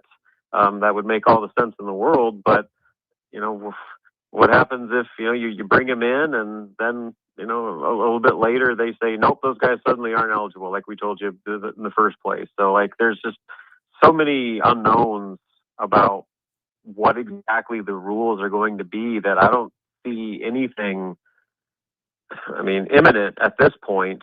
But that being said, there's also kind of the issue, all right, well, if Jamarcus wants to come back, and Nebraska is the place that he would go if he were to come back to school, but he's got other basketball opportunities too. And so you can only wait around for so long before eventually you need to make a decision about what path you're going to take. And if he wants to kind of continue to draw this out and hope and wait that, he does get that 5th year and return to Nebraska, then all right, that's a choice. But if, there's a chance that if you wait too long, your other opportunities, like playing in the G League, like playing internationally in another professional league, those windows might close if you wait too long. So, there's a lot of variables here that just nobody has enough concrete information really to say with any certainty what's going to happen next. But, I guess if nothing else, it makes the scenario of Jamarcus coming back to Nebraska a lot more likely than it did a few days ago.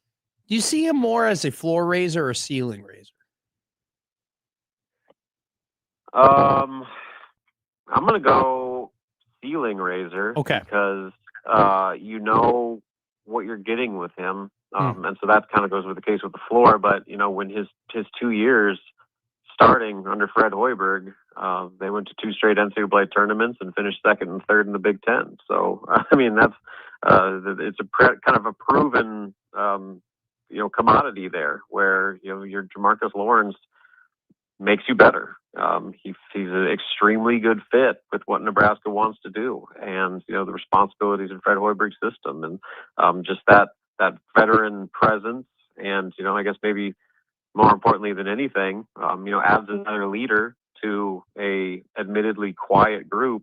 I think it takes Nebraska to that next level because it helps address some of their biggest questions right now, and that's just backcourt depth and vocal leadership. And I think Jamarcus would check both of those boxes in a big way. I want to harken back to an interview you and I had. I think it was either back in late March or July. You can correct me where I'm wrong, but you and I talked, and you talked about how one of your sons had a Husker athletics birthday party, but they didn't have a Husker football birthday party. They had a Husker basketball birthday party. My son. Yeah. March. Your son had a Husker basketball birthday party. And, you know, there's all this talk about potential apathy when it comes to Nebraska football. And I don't know if I don't think anybody will fully lose interest in Nebraska football ever in this state. I just don't think that's possible. But I do have a concern about what the investment will be from the next generation when it comes to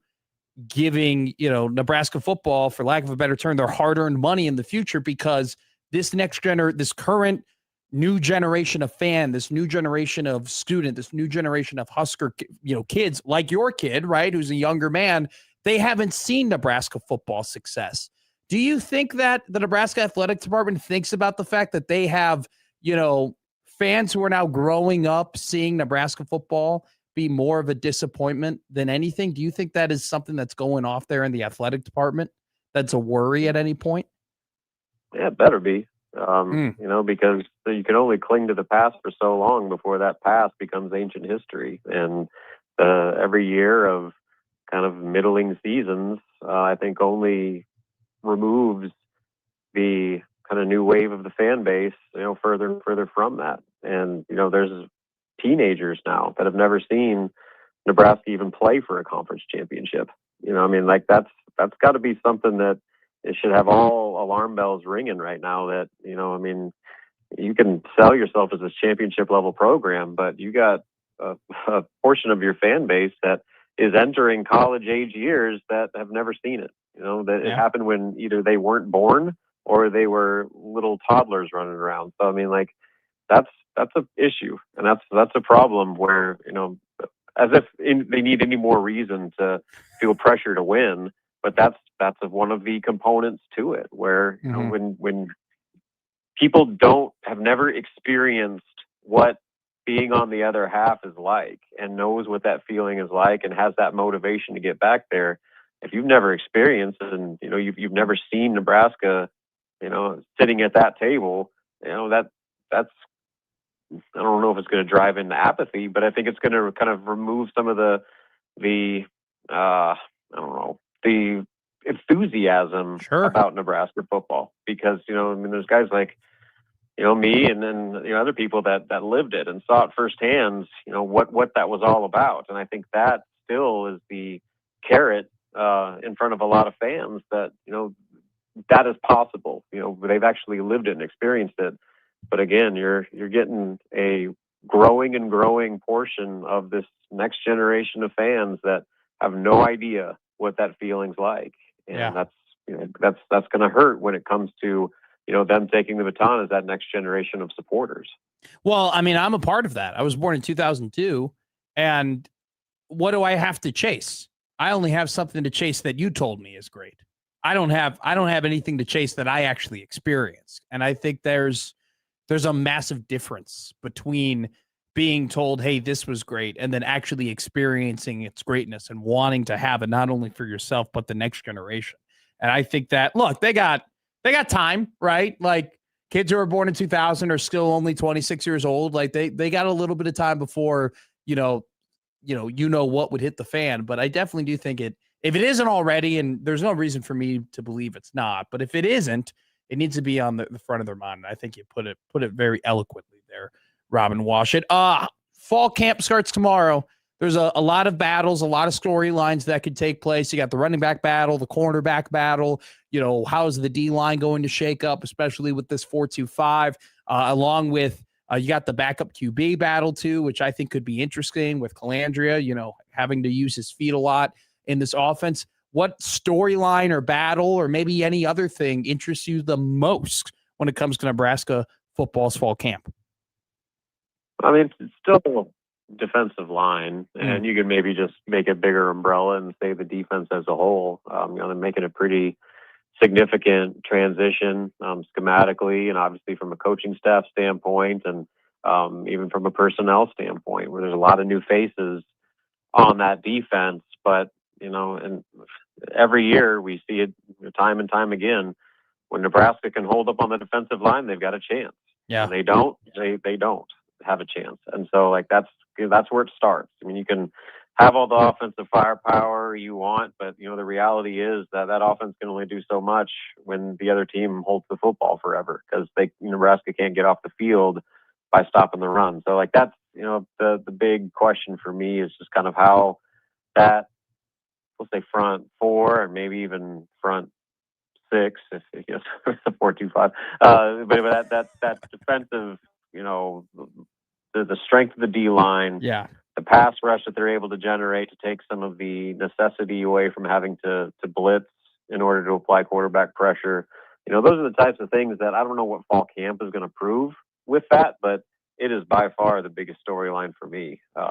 Just how quickly can Rob Orich fix the things that need to be fixed with that defense, and what types of improvements can that scheme lead to with how Nebraska holds up, especially as the grind of Big Ten play sets in, with their ability to, get off the field, and keep teams from just running all over them. So that's the big one. Then as far as position battles, obviously running back is the big one. I'm very curious to see what that picture looks like, because obviously you have the Mekhi Nelson situation, but then you have, Tyke Hayes, and you got Jamal Rule. And, it sounds like, listening to, some of the stuff Sean and Sipple got from Media Day, that Isaiah Mosey might be not getting talked about enough in this running back conversation. So I'm very intrigued to see, what that battle looks like, especially with the new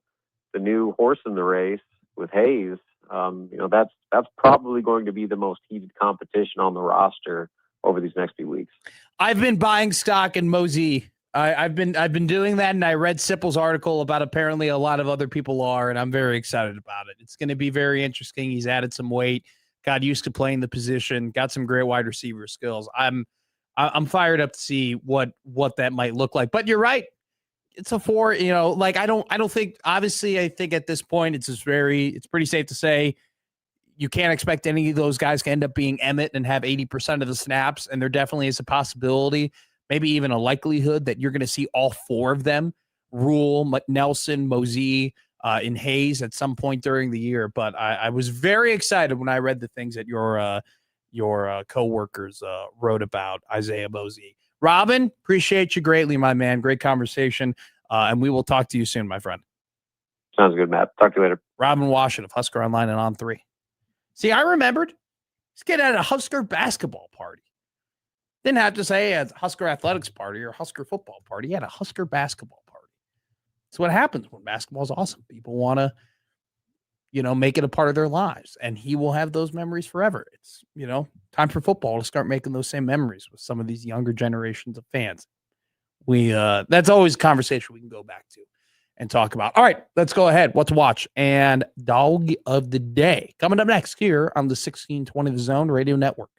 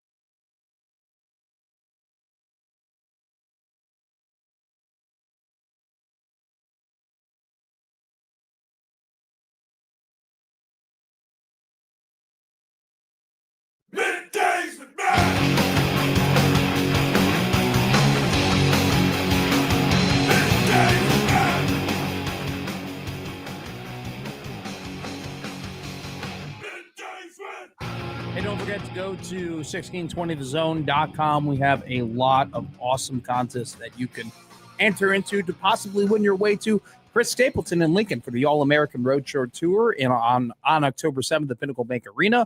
Motionless in White on November 11th at the CHI Health Center. Burt Kreischer back in the Metro on December 6th at Mid-America Center. 1620zone.com to enter in and win your ways to those events.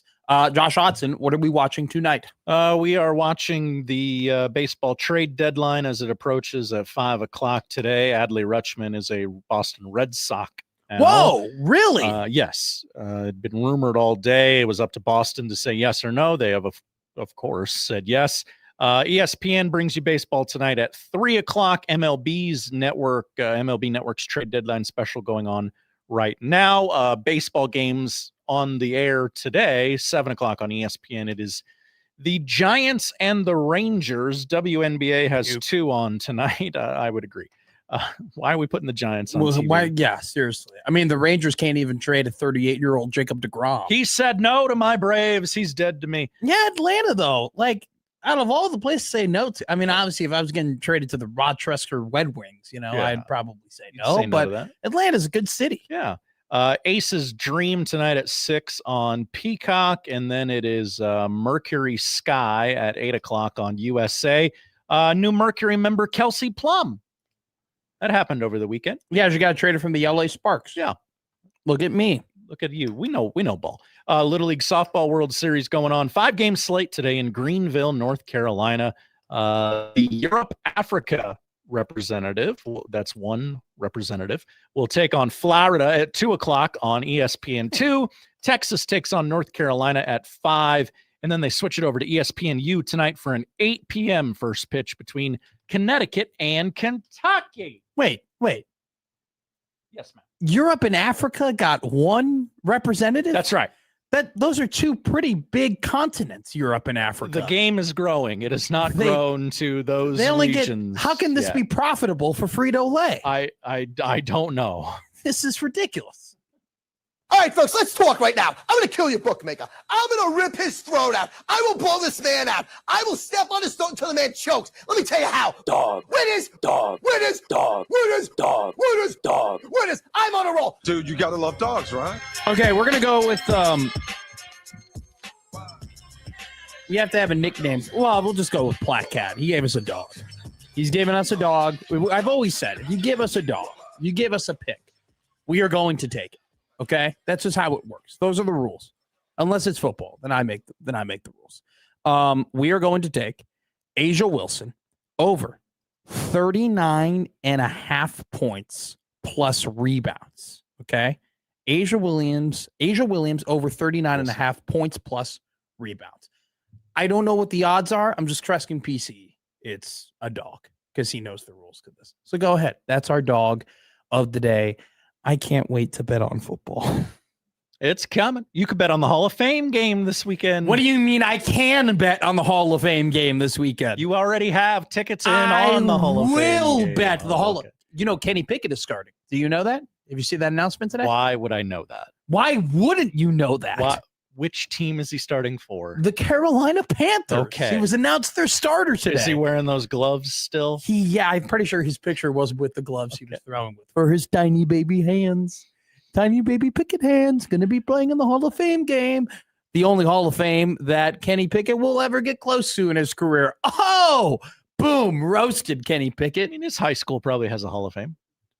Yeah, but, if it's anything like the Burke Hall of Fame, it's stingy. It's very stingy. That's why I want in so it's badly. A tough get. Put me in, cowards. Bet you won't. It's the Burke High School Hall of Fame. It's the top ticket in town. That's what people call it. All right. You can put that right under the wall. Burke High School Hall of Fame, top ticket in town. And you can, in parentheses, Chicago accent, Matt McMaster. That was fun. That was Middays with Matt on 1620 The Zone. Travis Jacobson goes, put Josh in, cowards. I couldn't agree more. Burke High School, cowards. You know what? Until Burke High School puts Josh Hodson in the Hall of Fame, they are dead to us. Officially on the dead to us list, Burke High School, asterisk, until Josh Hodson's in the Hall of Fame. Book it. All right? That's what we have to do. Easy way to solve this. If that's what we have to do, that's what we have to do. What we have to do next is take a break. USC and the crossover coming up here on the 1620 Zone Radio Network.